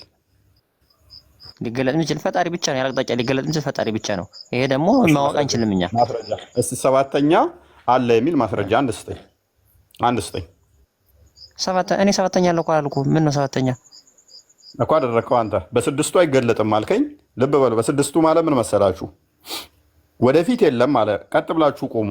ቀጥ ብላችሁ ስትቆሙ ወደፊት የሚታያችሁ አለ፣ ከጀርባችሁ አለ፣ ወደ ታች አለ፣ ጭንቅላታችሁ አለ፣ ወደ ግራችሁ አለ፣ ወደ ቀኛችሁ አለ። በዚህ በየትኛውም ብትሄዱ የለም ነው እያለን ያለው። በእነኚህ ዳይሬክሽን አይደለም ነው ያልኩህ። አይደለም የለም አላልኩም እኔ። በእነኚህ ዳይሬክሽኖች አይገለጽምና አሁን እኮ እዚህ ልዩነቱ አይገለጽምና የለም ትርጉም አለው ይለያያል እኮ። እሺ አላህ በደመና ውስጥ ይገባል። ደመና እኮ አንዱ ከፍጡራን ውስጥ ነው እየነገርኩህ አይደለ? እሺ ይሄንን ክፍል አመበልን። እሺ ዛሬ አሁን ካንተ ጋር እንግባባም ያልኩት ለዚህ ነው ቶፒኩ። እሺ ብዙ ያጨቃጭቀናል። ይሁን አረብኛውን አድርግለት።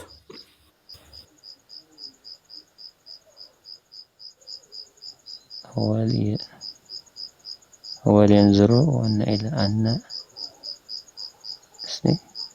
يأتيهم الله في الضلال من الأمانة والصلاة بلا وقضاء الموت ወኢለላህ ተርጅዑነ ኢለል መራር።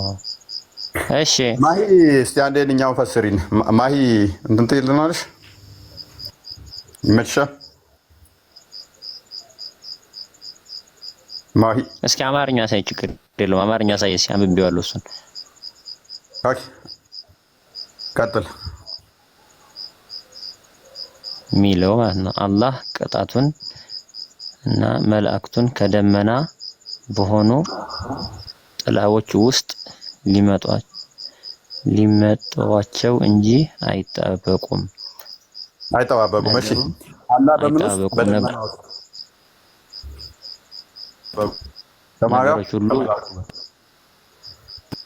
ወደ አላህ ይመለሳሉ። እስኪ በጮክ ላንብብልኝ ፎየኔ እንትን እያለብኝ ነው ስልኬ። ኦኬ እሺ ከዚህ ጋር እንደዚህ ታርግልን። ኦኬ አላህ እና መላእክቱ ከደመና በሆኑ ጥላዎች ውስጥ ሊመጧችሁ እንጂ አይጠባበቁም። በምን ውስጥ ነው የሚመጡት? በደመናዎች በሆኑ ጥላዎች ውስጥ። ማናማ? አላህና መላእክቱ። ደመና ፍጡር ነው ፈጣሪ ነው? ፍጡር ነው ደመና። አላህና መላእክቱ በምን ውስጥ ነው የሚመጡት? በደመና ውስጥ ይመጣሉ እያለ ነው እንግዲህ ተርጓሚው። እሺ ስለዚህ አላህ ፍጡር ውስጥ ይገባል ማለት ነው? አይገባም። ኦኬ እነ ቁርአን ክፍል ተሳስቶ ነው የተናገረው? እሺ አሁን አንደኛ እንዳልኩህ ትርጉም ላይ እነሱ በሚፈልጉት አርገውታል። ይሄ ሲቀጥል ደግሞ ቁርአን ላይ የመጡ ቃላቶች አረብኛውን አርግለት። ለዚህ ነው አረብኛውን ነው ፈልገው እንደውም እኔ አረብኛውን ተርጉምልንሽ እኮ አረበኛ ላይ ራሱ እኮ እንደዛ የሚል ያለው አረበኛው። ታዲያ አረብኛውም እንደዛ የሚል ከሆነ ተርጓሚዎቹ ናቸው እንደዚህ ሲፈልጉ የከተቱት አረብኛውም ካልከን፣ ስለዚህ ሌላ አረብኛ ደግሞ አለ ማለት ነው አንተ ሪፈር የምታደርገው። ይሄ የተሳሳተ አረብኛ ቁርአን ነው። ሌላ አረብኛ አለ ሳይሆን ትርጉም ያስፈልገዋል። በቀጥታ የምትወስደውና ማለት የተፈለገበትን ተብሎ የተቀመጡ ሙፈሲሮች ያስቀመጡት አለ። እስቲ የትኛው ቦታ ላይ ነው ነብይህ ይሄንን ማለት የምፈልገው ብሎ አንተ እንደምትለው ያለ መልስን ታስቀምጥና መላእክቱና አላህ በደመና ውስጥ ሆነው ይመጣሉ የሚለውን በቁርአን ፈስረው ወይንም በነብይ ሐዲስ ፈስረው። ስለዚህ እኔ እኮ አሁን ስለዚህ ርዕስ ብቻ አይደለም ይሄ ቁርአን ውስጥ አለ ቃላቶች የአላህ ቃላቶች አንዳንዱ በቀጥታ የሚወሰድ አለ ሙሐከም የሚያስፈልገው፣ አንዳንድ ደግሞ አያትን ሙሻቢሃ ተመሳሳይ ሆኖ ሌላ ትርጉሙ ግን ሌላ ሚጥ እንደዛ ለፈለ ቁርአን ላሳይ። ይሄ እኮ ግልጽ ነው አጎቴ በሽር፣ ይሄ እኮ ግልጽ ነው። በደመና ጥላ ውስጥ ሆነው አላህና መላእክቱ ይመጣሉ። ምክንያቱም አላህ ብቻ ቢሆን ኖሮ ሜቢ ኢንተርፕሪቴሽን ያስፈልገዋል ወይን እንዲህ ብለህ መፎገር ይቻል ነበር። መላእክቱም ብሎ አብሮ ነው ያስቀመጣቸው። ልብ በል አብረውት የሚመጡት መላእክቶችም አሉ። እንደው ለአላህ ስለተነገረ ምናምን ብለህ እንዳትል፣ አብረውት የሚመጡት መላእክቶቹም ናቸው። ሰው እዛ ውስጥ ሆኖ ነው የሚመጣው። ፍጡር ውስጥ አይገባም ያልከኝ አሁን ፉርሽ ይሆንብሃል ማለት ነው። ወይንስ ዋብያዎች ላስገባልህና ከእነሱ ጋር ታወራለህ? እነሱማ ምን ደስታቸው አይደለ እንደዚህ ነገር እነሱ አግኝተው ሲጀመር ይሄ እኮ የእነሱ ትርጉም ነው። እኔ ተርጓሚ ቁርአን ሳይሆንኩኝ በእኛው ምን ይህች ቃሏ ትርጉማ ምን እንደሆነች ስላላቃተም መገመት ደግሞ አልችልም። እኔ እንደዚህ ትርጉም ሊኖረው ይችላል ብዬ እኔ ተቃወምኩኝ እንጂ ቃሉን ይሄ ስተት አለው የተቃወምኩኝ እንጂ ቁርአኑ ማለት የፈለገበት ወይም ደግሞ ቃል በቃሉ ትርጉማ ምን እንደሆነች ብዙ ማወቅ አልችልም እኔ። እሺ የእናንተ እንትኖች እኮ አሁን የእኛውን እንዴት ነው እሱ እያልኩ ነው። ሜቢ ዋብያዎች ካላችሁ ላኩልኝ። ኑ ግቡ እስቲ ዋብያዎች። ለዚህ ነው በመጀመሪያም የፈራሁህ አንተ እንደዚህ ነው። ልንግባባ አልችልም ምናምን ያልከው ልክ ነው። አሁን እነሱ በዚህ ላይ አዎ ብለው ነው እንግዲህ ወደ ሌላ እንትን ክርክር የሚገቡብህ እነሱ።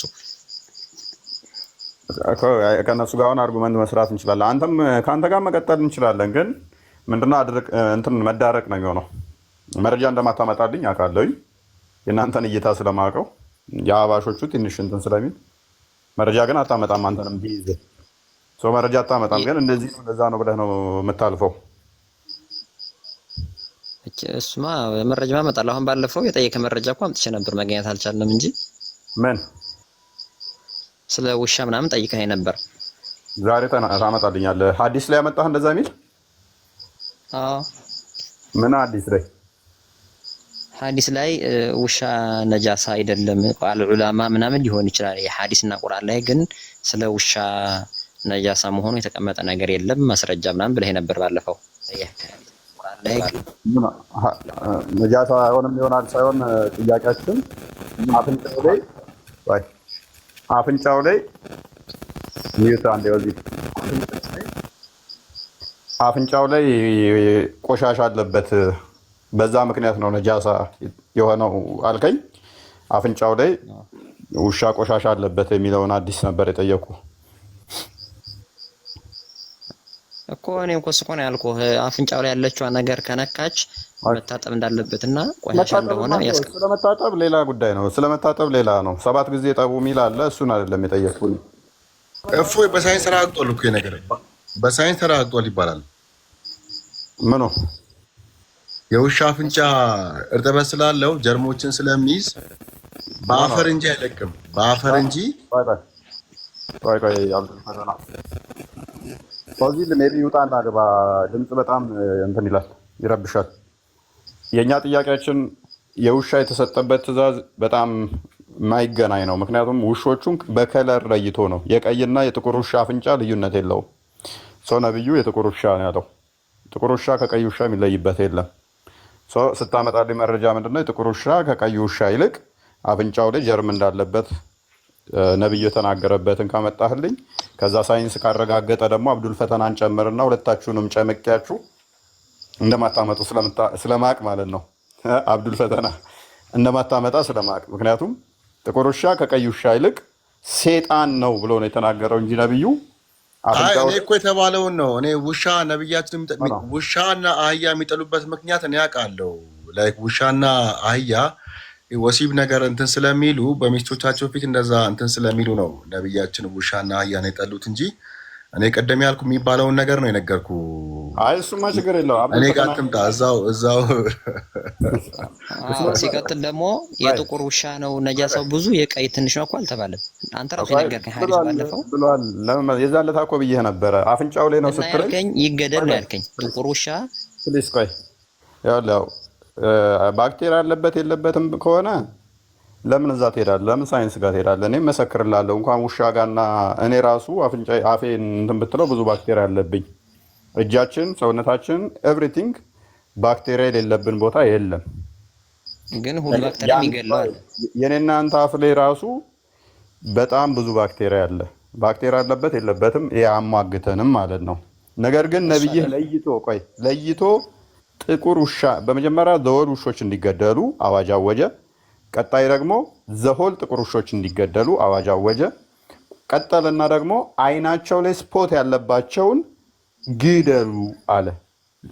ምንድነው ልዩነቱ? ጥቁር ውሻ ከነጭና ከአረንጓዴ ከነኚህ ተብሎ ሲጠየቅ ጥቁር ውሻ ሴጣን ነው ብሎ ነው የመለሰው እንጂ አፍንጫው ቆሻሻ ስለሆነ ብሎ አልመለሰም። አንተ ልታመጣልኝ የፈለግከውን አዲስ ልንገርህ። ውሻ ከነካው ሳህንን 7 ጊዜ ጠቡ ምናምን የሚል ነው። እኔ እሱን ሁሉ ነው ማለት ነው። ለይቶ ግደሉ ያለበትን ትእዛዝ ሰጠው እኮ። ለይቶ የሚገደል አይደለም፣ አይገናኝም እኮ ይሄ ኖርማል ነው። ቆይ እኛ እኮ ያወራነው ስለ መግደል ነው። ስለ ውሾች መግደል የተሰጠበት አዋጅ ምክንያት ምንድን ነው ተብሎ ሲነገር ሴጣን ስለሆነ ነው። ለምንድን ነው የሚገደሉት ብዬ ስጠይቅህ አይ እንደዚህ ስለሆነ ነው አልከኝ። ኖ ጥቁር ውሻን ከቀይ ውሻ ነጥሎ ተናግሯል ብዬ እንትን ብዬ ነበረ። አክቹዋሊ ቶፒካችን ውሻ አይደለም። በውሻ ቶፒክ ላይ ስንገባ እናወራበታለን። ያልኩት ውሸት ከሆነ ዲስፕሮቭ ማድረግ ትችላላችሁ። አይደለም አሁን ራሱን ያውን ከባለፈውና አሁን ብዙ ነገር እየተቀየረ እያየ ነው አንተ ላይ። ወደ ቶፒካችን እንመለስና ነብይ ያላለውን እኮ እያልከኝ ስለሆነ እኮ ነው። ለዛ ነው አሁን እኮ ራሱ ካወራናት ራሱ በጣም ብዙ ነገሮች ወደ ጎን ለመሸሽና እንትን እየሞከርክ ነው ያለ። እኔ ያን ያህል እውቀት የለኝም፣ ግን እሺ እየጠየቀኝ ቃል በቃልና ዛሬ ያመጣው ያለበት ምክንያት ምንድነው? በቃ ሊያዝ በቃ እንደውም ላጫውተህ። ጥቁር ውሻ እንገደል ያለበት ምክንያት ምንድነው እኮ እሱ። እኔ ጥቁር ውሻ ይገደል ሰይጣን ብለዋል አልከኝ። ልጠይቅ እሺ ብለው ከሆነ ልጠይቅ አልኩኝ። እሺ እኔ ደግሞ ስለ ጥቁር ውሻ ምናምን አይደለም ያከራከርን። ያኔ ውሻ ነጃሳ ነው ሚል አምጣልኝ ሐዲስ ቁርአን ላይ አልከኝ። ራስህ እንደዛም አይደለም። እንደዛም ሳይሆን የመጀመሪያ መነሻችን በውሻ ላይ ታወጀ ጄኖሳይድ የሚል ነበረ። ከዛ በኋላ ጥቁር ውሾች የሚገደሉበትን አስቀመጥኩኝ። ከዛ ውሻ አንተ ነጃሳ ስለሆነ ነው የሚገደሉት አልክ።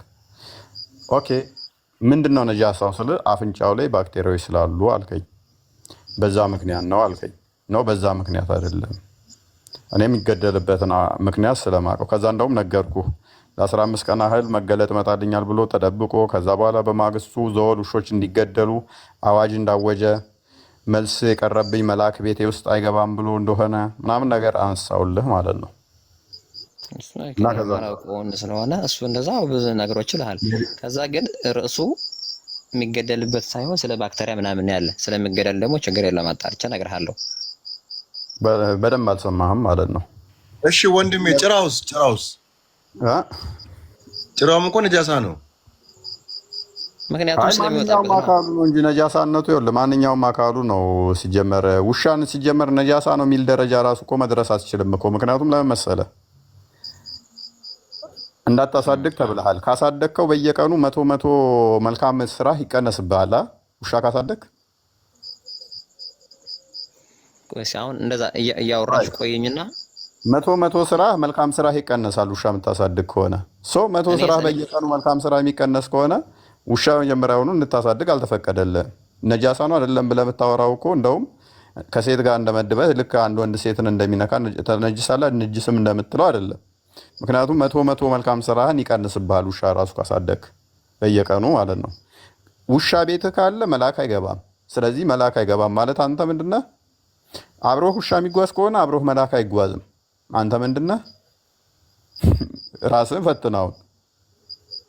ስለ ነጃሳነት ለማውራት ራሱ መልአኩ አንተ ጋር አይመጣም፣ አንተ ጋር አይኖርም። እኔ ሰማሁት ነገሩ ምን ስጀምር ወሬ ቆይ ብለህ እንትን ያልከኝ ስለሆነ እንትን አይደለም እንጂ እኔ ሰማሁት ስለ ውሻ ማሳደግም መግደልም እንደሚቻል ጥሩ እንደሆነ ስለ ሁለቱ ሰምቻለሁ። የተባለበት ምክንያት ማስረጃ ነው። ደግሞ አሁን በ5 ደቂቃ ውስጥ ጠይቄ ማለት እችላለሁ። መረጃ ላውጣልህ። ለየትኛው ለተናገርኩ ለየትኛው አይደለም ለአንተ አይደለም ያልኩህ እኔ ለየትኛው የተናገርኩትም ቻሌንጅ አድርገኝ። የተናገርኩት አሁን ስህተት ነው የምትለው ካለ ቻሌንጅ አድርገኝና መረጃ ልስጥህ። አንተ ኔጌቲቭዋን እየለቀምክ ስለምታመጣ ነው እንጂ ካጠገቡ ያለ ፖዚቲቮችን ትወረውራቸዋለህ። ይሄ ነው ትልቅ ችግር ሆኖ ያለ ውሻ አጎቴ ለምን ይኸውልህ ውሻ ማሳደግ 3 ጊዜ ነው ትእዛዝ የሰጠው ነብዩ። በመጀመሪያ ነገርኩ ታሪካዊ እንትኑን አመጣጡን ካስፈለክ ልስጥህ። እሺ ከዚህ በፊትም ተናግሬዋለሁ። ታሪካዊ የውሻ ጄኖሳይድ የታወጀበት ምክንያት ምን መሰለህ? ሱረቱ ካፍን አንብብ። ሱረቱ ካፍ ላይ የሚጠየቀው ነብዩ አለ። ኢብን ሀጀር አልአስቀላኒ በደንብ አድርጎ ያስቀምጠዋል። ሜቢ አንተ ላትቀበሉት ትችላለህ። ተቀበሉታላችሁ አክቹዋሊ እናንተ ኢብን ሀጀር አልአስቀላኒ ተቀበሉት የለ? ትልቅ ሸህ ቆና አስቀላኒ በደንብ አስቀምጦታል። ይሄንን ከፈለክ ኮንታክት አድርገኝ በውስጥ እልክልሃለሁ። እንትኑን መረጃውን በደንብ እልክልሃለሁ። ለ15 ቀን ያህል ነብያችሁ እንዴት እንደተደበቀ ያንተ ታላቁ የሐዲስ ሙሐዲሰን ነው የሚባለው አስቀምጦልሃል። የሳሂህ አልቡኻሪ ሸርህ ጻፊ ማለት ነው። ይሄንን ደግሞ በብዙ መረጃዎች አስደግፈ በሐዲስ እና በቡኻሪ ላይ በሙስሊም ላይ በሚገኙ ሐዲስ ተደግፎ መረጃው የተቀመጠ ነው። ምክንያቱም ምን መሰለህ ልክ ገና ነብዩ ነው መካ ላይ የነበሩ ሰዎች መሐመድን ቻሌንጅ ያደርጉት ነበረ። አንተ ነብይ አይደለህም የሚል ቻሌንጅ ያደርጉን ነበር። ነው ነብይ ነኝ የቀድሞ ነቢያቶች እንዳለፉት እኔም እንደነሱ አንዱ ነኝ ብሎ ሲላቸው ከዛ ቼክ ማድረግ አልቻሉ። በምን ያረጋግጡ ነብይ ነው አይደለም የሚለውን። ከዛ በኋላ ለአይሁዶች ነው ደብዳቤ ጻፉ። ይሄ ምነግርህ ኢብን ሀጀር አልአስቀላኒ የጻፈውን ነው ምነግርህ። ደብዳቤ ጻፉ። ከዛ በኋላ ደብዳቤውን ምን የሚል ነው? ከኛ ወገን የሆነ ሰው ተነስቷል ነብይ ነኝ ይላል። እንደቀደሙት ነቢያቶች እኔም ነብይ ነኝ ይላል ብለው ለአይሁዶች ደብዳቤ ጻፉላቸው። በምን እናረጋግጥ ነብይ ይሁን አይሁን ብለው ደብዳቤ ለአይሁዶች ሰደዱ ወደ መዲና ማለት ነው። የመካዎቹ ጣዖት አምላኪያ በመዲና የሚገኙት አይሁዶች ከዛ አዩና ነብይ ከሆነ 3 ጥያቄ እንጠይቀዋለን። 3ቱን ጥያቄ የሚመልስ ከሆነ እውነትም እሱ ነብይ ነው። 3ቱን ጥያቄ በትክክል የማይመልስ ከሆነ ደግሞ እሱ ነብይ አይደለም አሉ። ከዛ 3 ጥያቄ ላኩለት። ይሄንን ኢብን ከሲርም አስቀምጦታል። ባይዞ ኢብን ሀጀር አስቀላኒ ብቻ ሳይሆን ኢብን ከሲርም ጠባሪ ላይም አለ መሰለኝ በከፊል ታሪኩ። ከዛ 3 ደብዳቤ ላኩ፣ ጥያቄ ላኩ። ሶሪ ደብዳቤ ሳይሆን 3 ጥያቄ ማለት። እሺ አንደኛው ጥያቄ በክርስቲያኖች በእንትን ሌጀንድ አለ ምን ዋሻ ውስጥ ያደሩ ሰዎች እና ከእንቅልፋቸው ሲነቁ 309 ዓመት ቆይተው የነቁም ይባላል። ታሪክ ነው ይሄ፣ ልብ በል። ግን አወዛጋቢ ነው። እንዴት ነው እሱ ዋሻ ውስጥ ተኝተው ከእንቅልፋቸው ሲነቁ 300 ዓመት የቆዩት? ሷባዎች ናቸው። ሷባዎች ቆይ አንዴ፣ እንዴት 300 ዓመት ቆይ 309 ዓመት ቆይተው እንዴት ይነቃሉ የሚል ታሪክ እና ውዝግብ አለ። ይሄ ታሪክ ማለት ነው። ተኝተው ከእንቅልፋቸው ሲነቁ ስንት ዓመት ነው የቆዩት ዋሻ ውስጥ? 309 ዓመት ምግብ ሳይበሉ ሳይጠጡ። ኦኬ ሰባት መንግስት 7 ትውልድ ይሉታል። አንድ ይሄ ላይ ምንድነው ጥያቄው? ስንት ሰዎች ናቸው ያደሩት የሚል ውዝግብ አለ፣ ታሪኩ ግልጽ ስላልሆነ። አንደኛው ጥያቄ ይሄ ነው፣ ስንት ናቸው ያደሩት በዋሻው ውስጥ ብለው ጥያቄ ላኩለት። አንድ በል። ሁለተኛ ጥያቄ ዙርቀኔ የሚባል ደግሞ ትንቢተ ዳንኤል የሚገኝ ቀንዶች ያሉት 2 ቀንዶች ያሉት ተብሎ የተገለጠለት፣ ቀንዶቹ ግን አገራት ናቸው። ጀስት ሜታፎሪክ ነው የተቀመጡት። በጊዜው የብር ሳንቲሞችን ቼክ አድርግ፣ የአሌክሳንደር ደግሬት ልክ ቀንድ እንዳለው አድርገው ይስሉለታል ማለት ነው። ዙርቀኔ ማለት አሌክሳንደር እንደሆነ አንድ ታላቅ ሙፈሲር መትለው ጠበሪም ይቀበለዋል። ጠበሪ ራሱ ዙርቀኔን አሌክሳንደር ዘግሬት ነው ብሎ ያስቀምጠዋል። ስለዚህ ጠየቁት፣ ቀንዳሙ ሰውዬ ማን ነው አሉት። 2 በል። ሶስተኛ ደግሞ ሩህ ያጨቃጭቅ ነበረ በአይሁዶች ዘንድ። እቺ ሩህ ምንድን ነው የሚለው ጭቅጭቅ ነበረ። ይህንን ጥያቄ ሶስተኛ ጠየቁት። ከዛ ሙሐመድ ምን አለ? ይህንን ጥያቄ ደብዳቤው ሲደርሰው ለቁረሾቹ ማለት ነው፣ ከአይሁዶ የተቀብለው ቁረሾቹ ለሙሐመድ ሰጡት። ነገ መልሱን ሰጣችኋለሁ አላቸው። ልብ በል፣ መልሱን ነገ ይዤላችሁ እመጣለሁ አለ። ከዛ በማግስቱ ሲያዩት ሙሐመድ ጠፋ፣ አላመጣም መልሱን። በሁለተኛ ቀን የለም፣ በሶስተኛ ቀን የለም፣ በአምስተኛ ቀን የለም፣ በስድስተኛ ቀን የለም፣ በሰባተኛ ቀን የለም፣ በአስረኛ ቀን የለም። 12 13 14 15 ላይ መፍትሄ ይዞ መጣ። በማግስቱ ሰጣችኋለሁ ያለው መልሱን 15 ቀን ያህል ጠፋ። ከ15 ቀን በኋላ ምን አላቸው? እንዲህ ብሎ ተናገረ። ላይሻ እንዲህ ብሎ ተናገራቸው። እቺ ውሻ ቤቴ ውስጥ ገብታ ነበረ። ውሻ ቤቴ ውስጥ በመግባቷ ምክንያት ደግሞ ጅብሪል እኔ ጋር ቀርቶ ነበር አላት፣ ለሚስቱ ማለት ነው። ለምንድን ነው ጓደኛ ጠፍቷል እንዴ ምናምን? አይ በቃ ጅብሪል ቀርቶብኛል ምናምን፣ መልስ እሰጣለሁ ብዬም ሊመጣልኝ አልቻለም፣ ጅብሪል መልሱን አላመጣልኝም አለ። ምክንያት ደግሞ አለ ጅብሪልን ውጭ ያገኘሁትና ስጠይቀው በር ላይ እኮ ሁሌም ስጠብቅህ ነበረ እና ቤት ውስጥ ውሻ ስለገባች እኛ ደግሞ መላኢካዎች ምስልና ውሻ ባለበት ቤት ውስጥ ስለማንገባ ለዛ ነው መልሱን ያልሰጠው አለኝ። እኔም ተናድጄበት ነበረ። እንዴት ጓደኛዬ ጅብሪል ለምንድን ነው መልስ ያላመጣልኝ? ይብን እንደዛ የሚለው ሐዲሳቶች አሉ። መልስ ያላመጣልኝ ብዬ እንትን ስል አይ ውሻና ስዕል ባለበት ስለማንገባ ነው ብሎ አለኝ። ከዛ ይሄንን ለአይሁዶች ለእንትኖቹ ቁረሾቹ ለምንድን ነው በማግስት ብለህን ያልሰጠህን ሲሉት ቤቴ ውስጥ ጡጥላ ገብታ ነበር አልጋ ስር፣ በዛ ምክንያት ደግሞ ጅብሪል መልስ አቆይቶብኝ ነው አላቸው። መልካም እንስማማ፣ መልሱ ምንድን ነው አሉት። ሱራ 18 23 ክፈትልኝ ዙርቀኔ። መልሱ አንደኛውን ስንት ናቸው በዋሻ ውስጥ ያደሩት ብለው ሲጠይቁት መልሱ ምን ቢሆን ጥሩ ነው? አንዳንዶቹ 3 ነው ይላሉ፣ አንደኛው ውሻቸው ነው ይላሉ። አንዳንዶቹ 5 ነው ይላሉ፣ ክፈትልኝ 5 ነው ይላሉ። አንደኛው ቁጥር 22 መሰለኝ። በሩቅ ወርዋሪዎች ሆነው በጥርጣሬ 3 ናቸው፣ 4ኛው ውሻቸው ነው ይላሉ። 5 ናቸው፣ 6ኛው ውሻቸው ነው ይላሉ። 7 ናቸው፣ 8ኛው ውሻቸው ነው ይላሉ። ጌታዬ ቁጥራቸውን አዋቂ ነው፣ ጥቂት እንጂ አያውቋቸውም በላቸው። በእነሱም ነገር ግልጽን ክርክር እንጂ አትከራከር። በእነሱም ጉዳይ ከነሱ ከመጽሐፉ ሰዎች አንድንም አትጠይቅ ተብያለሁ ብሎ ምላሽ ሰጣቸው። ቁጥሩ ኤግዛክት ስንት ነው ሲባል አንዳንዶቹ 3 ነው ይላሉ፣ አንደኛው ውሻቸው ነው ይላሉ። አንዳንዶቹ 5 ነው፣ አንደኛው ውሻቸው ነው ይላሉ። አንዳንዶቹ 7 ነው፣ አንደኛው ውሻቸው ነው ይላሉ። ከነሱ ጋር ጥቂት እውቀት እንጂ ጌታው ነው የሚያውቀው። አትከራከርም ተብያለሁ። ለጥያቄው መልስ የነብይነት መስፈርቱን አንድ ጥያቄ መልስ እንዲህ ብሎ ሰጠ። ወደ 80 ላይ ፔጅ እንትን ወደ ታይ ወረድ 83 ምናምን አካባቢ ሁለተኛው ጥያቄ ዙርቀኔ ስለሆነ ስምህ አንተም ዙርቀኔ ማን ነው ብለው ጠየቁት። ዙርቀኔ ይጠይቁሃል። ልብ በል ከዙርቀኔም ይጠይቁሃል። በእናንተ ላይ ከእርሱ ወሬን አነባለሁ በላቸው። እኛ ለነርሱ በምድር ምናምን እያለ ይቀጥልና ዙርቀኔ ሲሄድ ፀሐይ ጮረቃው ስገባ አገኛት። ወደ ፀሐይ መግቢያ በደረሰ ጊዜ ጥቁር ጭቃ ባላት ምንጭ ውስጥ ስትጠልቅ አገኛት። ፀሐይ መጣ፣ ጭቃ ውስጥ ጮረቃው ስገባ አገኛት አላቸው። ዙርቀኔ የሚባለው ፀሐይ መጣ ጮረቃው ስገባ ያገኛት ሰውዬ ነው አላቸው። በጣም አስቂ ማለት ነው።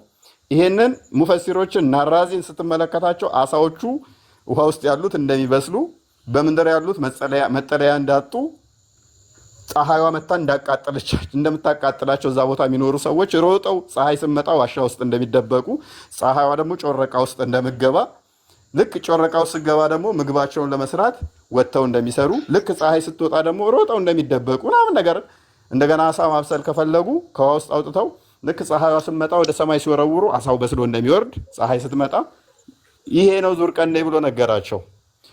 ሶስተኛው ጥያቄ ሩህ ምንድነው አሉት።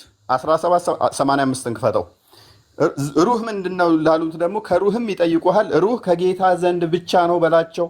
ጥቂትን እንጂ እውቀት አታውቁም ተብላችኋል የሚል ምላሽ አመጣ። ከሩህም ይጠይቁሃል። ሩህ ከጌታዬ ነገር ነው ከእውቀትም ጥቂት እንጂ አልተሰጣችሁም በላቸው። ለሶስቱ ጥያቄ የነብይነት መስፈርቱ በእንደዚህ አይነት ሁኔታ መለሰና በማግስቱ ምን አደረገ?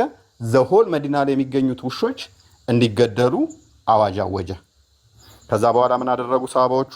በየኮርነሩ ላይ ቆመንና ይላል ኢክሪማ በየኮርነሩ ላይ ሆነን የሚመጡ ውሾችን ሁሉ እንገል ነበር አለ። ከዛ ተቃውሞ መጣ። አይሁዶቹ ደግሞ ምን አሉ? ውሾቻችንን ለሚያስገድለው በዛ ያሉት ጥያቄ ያቀረቡ። ከዛ ወዲያ ምን አደረገ? ቀየረ ሐሳቡን። ሌላ መገለጥ መጣልኝ አለና በፊት ዘሆል ውሾች እንዲገደሉ ነበር ትእዛዝ የሰጠው። ቀየረና ሐሳቡን ምን አለ? ጥቁር ውሾችን በሞላ ግደሉ ብሎ ትእዛዝ አመጣ። ከዛ ዘሆል ጥቁር ውሾች መገደል ጀመሩ። ሁለተኛ ትእዛዝ ማለት ነው። ሌሎቹ ተተውና ጥቁር ውሾች ብቻ እንዲገደሉ ሆነ። ከዛ አሁንም ተቃውሞ መጣ። ውሾቻችንን ለምን ነው የሚገሉት የሚል። ከዛ ምን አለ እንደገና ደግሞ ጥቁር ውሾች አይናቸው ላይ ስፖት ያለባቸውን እነሱን ግደሉ፣ እነሱ ሴጣን ናቸው ብሎ ሶስተኛ ደግሞ ሌላ እንትን አመጣ፣ መገለጥ አመጣ። ከዛ ይህም ተቃውሞ ሲመጣበት እንደገና ምን አመጣ? የጥበቃ ለሚውሉ አዳኝ ውሾች ተውላቸው፣ እነሱን አትግደሏቸው፣ ሌሎቹ ጥቁር ውሾች ስፖት ያላቸው ሴጣን ናቸው ግደሏቸው አለ። ይሄንን ታሪኩ ይሄን ይመስላል።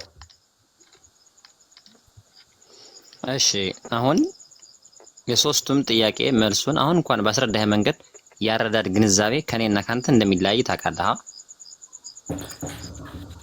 አሁን ለአብነት ስለ ሩህ የተጠየቀው ወይ ደግሞ ስለ ዙርቀኔ የተጠየቀው እና ደግሞ ያነስ ስንት ናቸው የሚለው ጥያቄ እንዳልኩህ የተረጎመልን እንኳን አሁን አንተ ከነገርከው እንኳን አንተን የምጥልበት ሐሳብ ብዙ አለ ማሸነፍብን አንተን።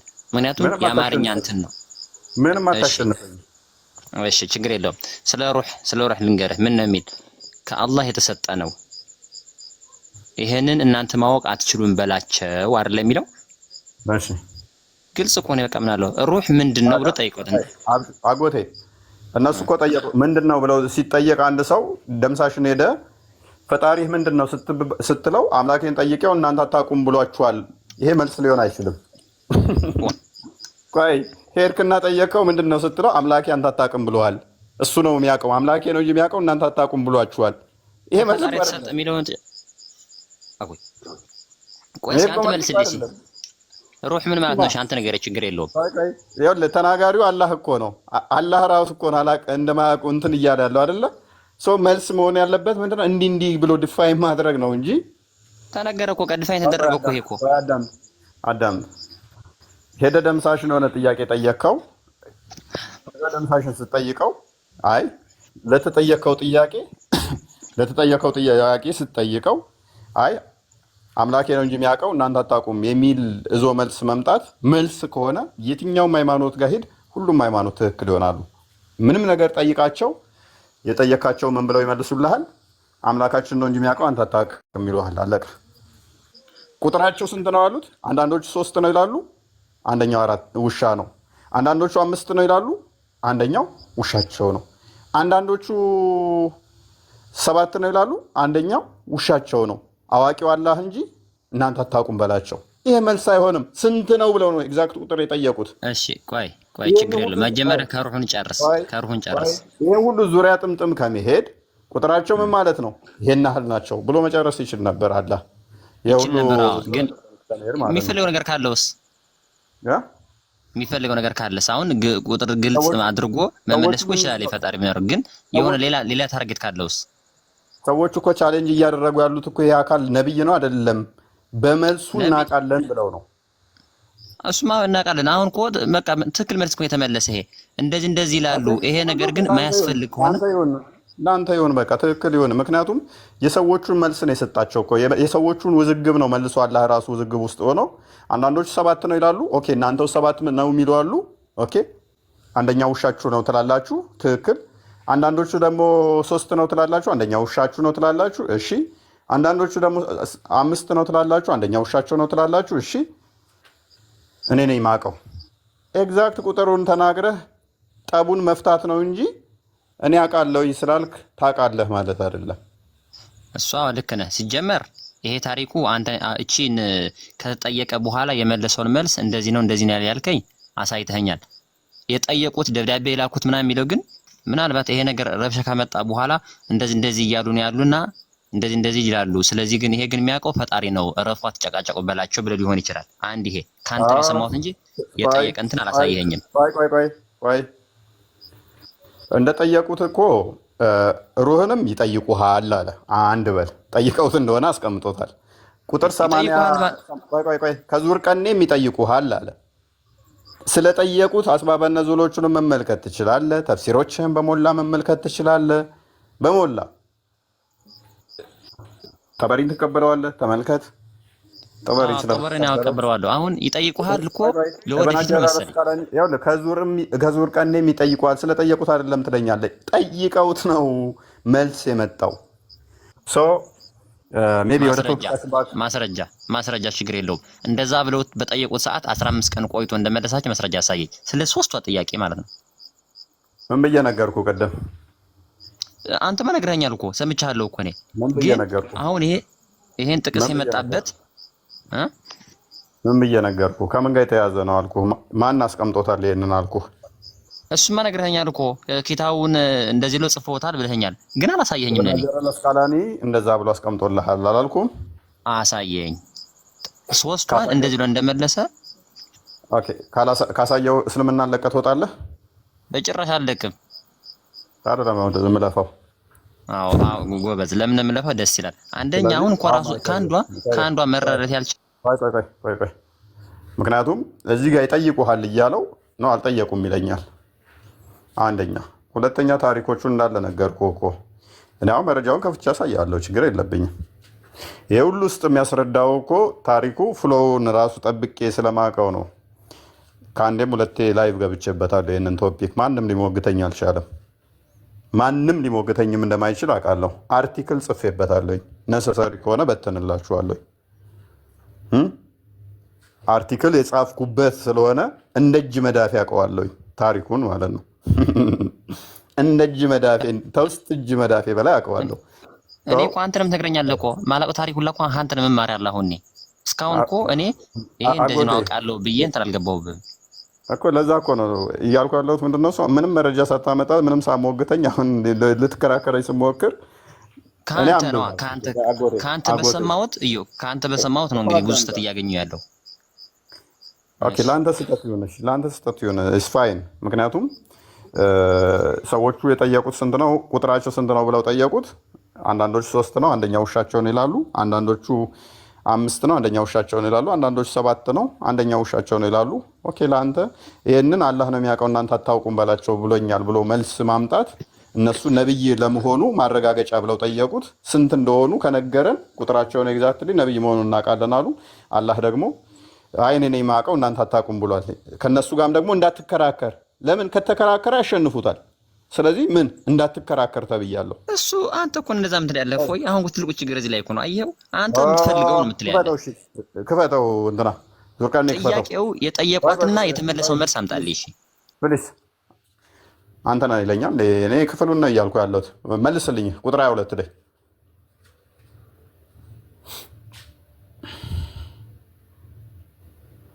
ልብ በሉ። ኦኬ በሩቅ ወርዋሪዎች ሆነው በጥርጣሬ 3 ናቸው፣ 4ኛው ውሻቸው ነው ይላሉ። 5 ናቸው፣ 6ኛቸው ውሻቸው ነው ይላሉ ማለት አስቀድመው ስላሉ ነው። አስቀድመው እንደዚህ ስላሉ ነው። እነዚህ አይነት ቻሌንጅ ስለመጣበን ነው። ቻሌንጅ ስለገጠመው ነው።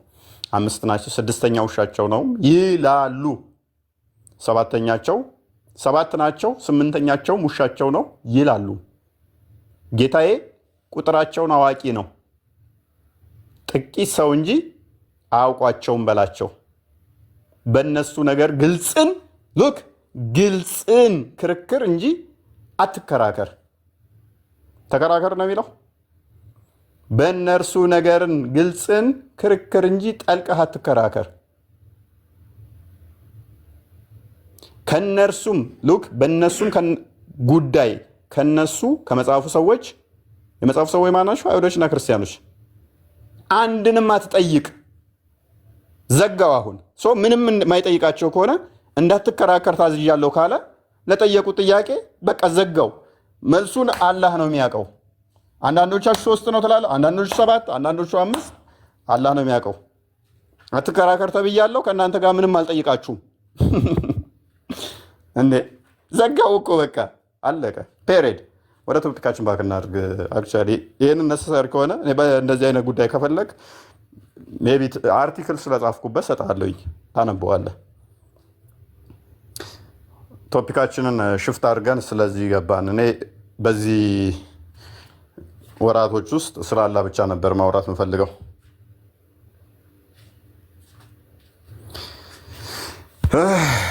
እናንተ ሰዎች ይብቃን እንዴ?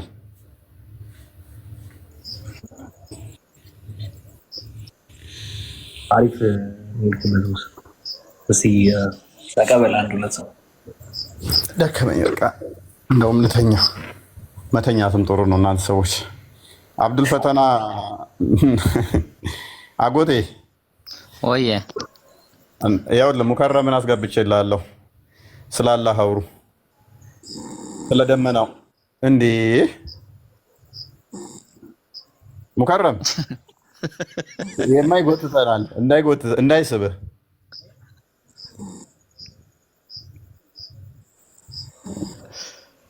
አጎቴ አንድ ነገር ልጠይቅ። ነብያችን ሰለላሁ ዐለይሂ ወሰለም ቅል ለውሃ ለውዱ ቅል ይጠቀሙ ነበር እና አንዴ ባዶ ቅል ይዘው ሲሄዱ አንዴ ቆይ ልጨርስ። አንዴ ባዶ ቅል ይዘው ሲሄዱ ቅሉን ንፋስ ሲያጮኸው ረጅም ኪሎ ሜትር ሮጠዋል ይባላል። ጠላት መጣብኝ ብለው እፎይን አንዴ ላናግረው ተኛለሁ እያለ አሳየ ማስረጃ። እፎይ የሚያወራውን ነገር መመለስ ፈልጋለሁ። ማንም አይችለኝም እያለ ያለበት እስቲ አንድ ጊዜ እሱ ያወራ። አፉ ላይ ቆመች ነው እንዴ? እፎይ እስኪመጣ ድረስ እፎይ የለም። አብዱል ፈታን እና አጎት የጠየቀን እስኪመልስለት እፎይ ይምጣ። ቆይ አንዴ አብዱል ፈታን አጎቴ አውሩ እስኪ። የአሁኑ ስማ ነብያችን እኮ ብዙ ኪሎ ሜትር ባዶ ቅል ይዘው ሮጠዋል ጠላት መጣብኝ ብለው ቅሉ ሲጮህ።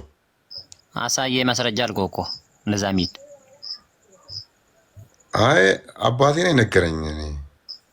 እኔ የምላችሁ ሙስሊሞች ለምንድን ነው እዚህ ስርዓት የሌለበት? እፎይን መጥቶ ይናገር። እፎይን ነው ብቻ ማናገር የምፈልገው። እኛ የአላህና የፕሮፊት ማይከበርበት ቦታ መምጣት አለበት። እፎይን ግን ማናገር ፈልጋለሁ። ማንም አልችለኝም ስላለ አብዱል ይሰማል? አዎ ይሰማል። አብዱል አለሽ?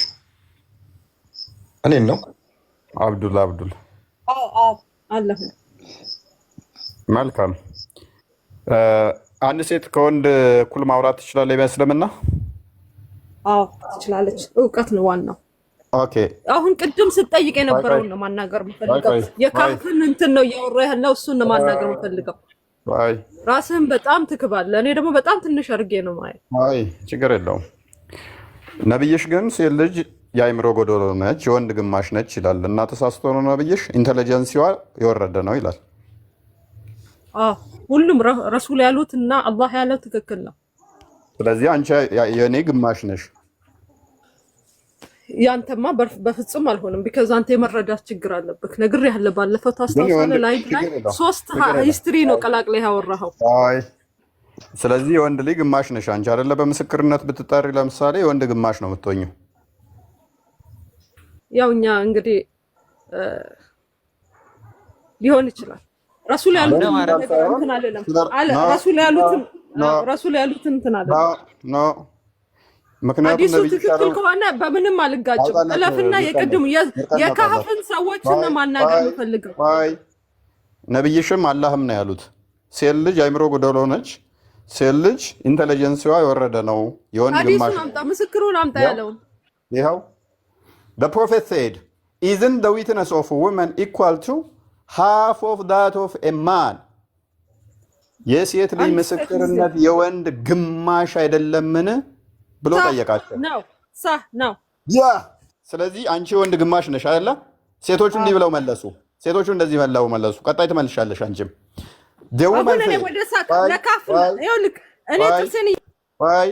ሴቶቹ እንደዚህ ብለው መለሱ። ደውመን ሰይድ yes መናገር የምፈልገው ብዙ መናገር አልችልም። የጥርሴን ያመኛል። ተረጋጊ። ምን ብለው መለሱ ሴቶቹ? እንዲህ ብለው መለሱ። ደውመን ሰይድ yes የቅድሙን ነው መመለስ የምፈልገው ሰለሞን አብዱዬ ተረጋጊ። አብዱሊት ተረጋጊ። ምን ብለው መለሱ? አዎ እኛ የአእምሮ ጎዶሎ ነን። he said እሱም እንዲህ አለ this is because of the deficiency of women's mind ይህም ሴቶቹ የአእምሮ ጉድለት ስላለባቸው ነው። አብዱሊት የአእምሮ ጎዶሎ ነሽ አይደለሽም? አይ ይኸውልህ እኔ መመለስ የምፈልገው ስለዚህ ስላልሆነ የካህፍን ቅድም ብትለውን ነው መመለስ የምፈልገው። እሱን እየጠየቅ ነበር እኔ ያስረዳሃለሁ። ቢኮዝ አንተ አንድ ሁለት ችግር አለብህ። አንድ የመረዳት ችግር አለብህ፣ ሁለተኛ ደግሞ ከሮንግ ቦታ ማምጣት ችግር አለብህ። እሱን ላብራራልህ፣ እኔ ላስረዳህ። ስኩል ኦፍ አብዱል ይሄንን መልሽና የፈለግሽውን ታብራሪልናለሽ። የአእምሮ ጉድለት አለብሽ የለብሽም? እኔ ስለ እሱን እየጠየቅኩ አይደለም የምመልሰው ያኛውን ነው። ማንም ተከራክር ያለ ማንም እኔን እንትን ሊለኝ አልቻልክም አይደል? አሳያለሁ እንዴት እንደሆነ። አብዱሊት በነብዩዋ ንግግር ታፍራለች፣ ትሸማቀቃለች። ለምን ትሸማቀቃለህ? አም ሶ ፕራውድ ኦፍ ፕሮፌት ሙሐመድ ከእናቴ ከአባቴ ከራሴ ነፍስ። እስቲ ቼክ እናድርጋ። ፕራውድ የምታደርጊበት ከሆነ እኔ መልሱን ከቁርአን ላይ ቅድም ያልከውን ተረጋጊ፣ አትጩሂ። እንሰማሻለን፣ ጆሮአችን አይደንቁር። ረጋ በይ፣ ውሃ ጠጪ እህታችን። እኔ የወንድ ግማሽ ነኝ። የአእምሮ ጥርሴን ያመኛል። ይኸውልህ እኔ እህታችን እንዳትረግሚኝ ደግሞ የሴቶች ሴት ስለሆንኩ የአእምሮ ጉድለት አለብኝ፣ ዘገምተኛ ነኝ በይን እስቲ አንዴ። ለምን እላለሁ? ነብይሽ ግን ስላለ ከአንተ በሚሊዮን እጥፍ እሻላለሁ። አልሐምዱሊላህ ነብይሽ ስላለ ነብይሽን ታፍሪበታለሽ? በጣም እኮራበታለሁ። ከኮራሽበት እኔ ለሱ ልመልስልህ አይደለም። ከኮራሽበት እንዲህ ነን ብዬ እንድተነትንልህ እኔ ጥርሴን ያመኛል፣ ብዙ ማውራት አልችልም። እሱን አንድ ቃል ብቻ ነው። ጌታሚት አቲ ነማሞር ሙሪ ረኮ ቀብድ ስትሜ ጅራኒ ተስገባይ ማሊፍ ወጅታሬ ተስገባይ ያ አስሪ ብትባሪ ካምበን ሲኝል ዋይ አንከፍትም። የአእምሮ ዘገምተኛ ወይንም ደግሞ ጉድለት አለብህ ብለሽ ነገት ረቢ ሲያቀጀልሽ ሰምከን ስኩል ኦፍ አብዱል ተረጋጊ። በነብይሽ ንግግርማ አትፈሪ። ያ መልካም ባላዋ መቷት ነው መሰለኝ ጥርሷን ያማት ባሏ በቦክስ መቷት ነው መሰለኝ ጥርሷን። አሁን ይወልክ ምንም አይጠቅም። ምን ያደርጋል አሁን እንደዚህ ነገር ይፈዝም ብለው ወደ እንትን ማትገባ እኮ አጎቴ። ምክንያቱም ሴት ነች። ሴት የሙስሊም ሴት ደግሞ የአእምሮ ጎዶሎ ነች። ከወንድ ጋር ለመሆን ሁለት መሆን አለባት አይደለ? አይደለም። ሐዲሱን አንብበው። አረበኛ አምጥልህ። አረበኛ ሐዲስ እንግሊዝኛ ተው አንተ ነገርኩህ እኮ ተርጓሚ ብዙ አለ። ያ አረብኛውን አድርግ። አጎታችን እንደው የሚተርጉምልን ጋር አንብበው። حدث ابن أبي مريم أخبرنا محمد ابن جعفر قال أخبرني سيد عن عبد الله عن ابن ثمر أحمر رضي الله عنها النبي صلى الله عليه وسلم قال النساء شهدوا المرات مثل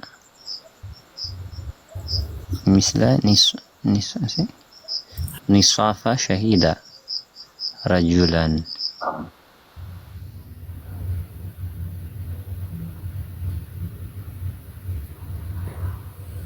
منو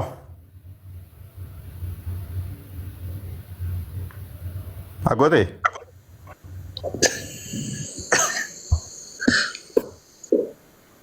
አጎቴ አንተ ወንድ ነህ፣ ችግር የለውም ተርጉም።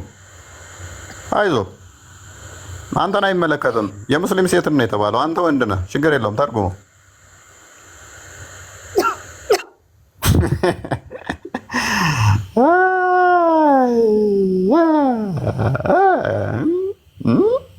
ሚስራን አይመለከትም። ሚስርሻ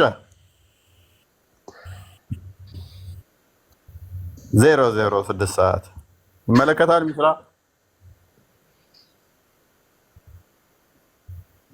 ዋጥን ያረጋት እንደምንም ማለት ያጋጥማል። እኔ የምልህ በዚሁ አጋጣሚ እፎይ እንትን አብዱል ሰላማ መሐመድን የጠየቀውስ እነዛ ሶስቱ ጥያቄዎች እነሱ ፌል አድርጓል። እዛ ከነብዩ ውጪ አያውቁም ብሎ መልሷል ተብሏል። ግን ላይክ የመለሳቸው መልሶች ራሱ ሴንስ ያደርጋል። ገብቼበት ነበር። ምላሻቸው እሱ ራሱ የሞተ ነው። ያው ተበልተውበታል። እና ነብይ ነኝ ብሎ የሚያመጣቸው አርጉመንቶች ሜቢ ገብተዋል። አብዱል ፈተና ግን ሰምተኸው ታውቅ ነበር ይህንን ታሪክ? ኧረ አልሰማሁትም። እንዴት ነበረ ስተርከው? እንዴት ነው አልመጣልህም? ትረካ በሚል ሱራ ነው የቁርአን አያ ትረካ የሚል አለ።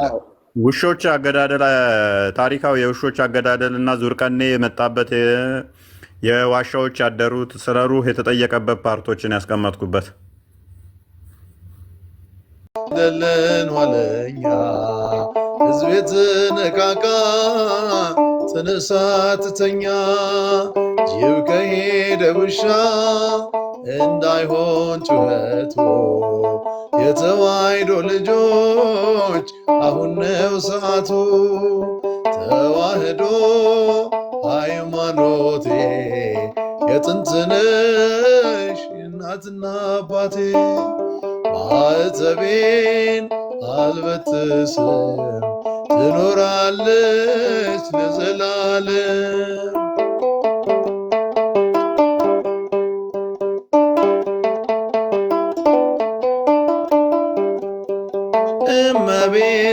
እመቤታችን ማርያም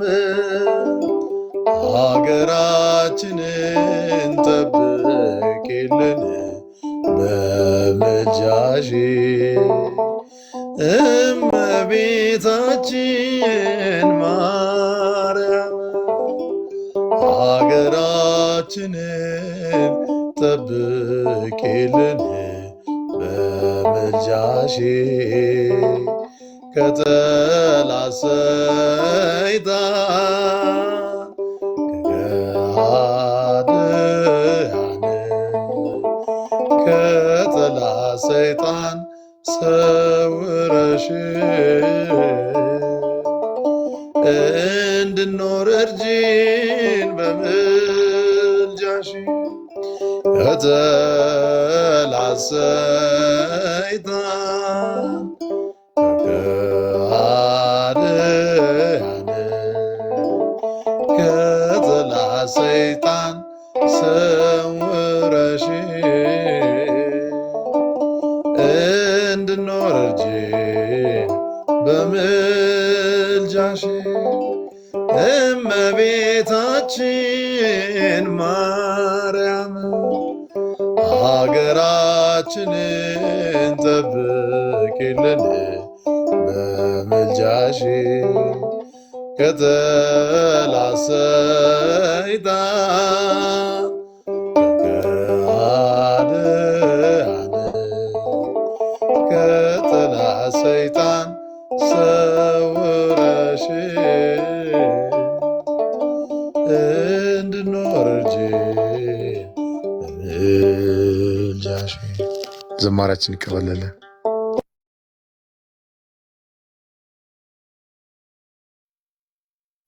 ዝማሬ መላእክትን ያሰማልን።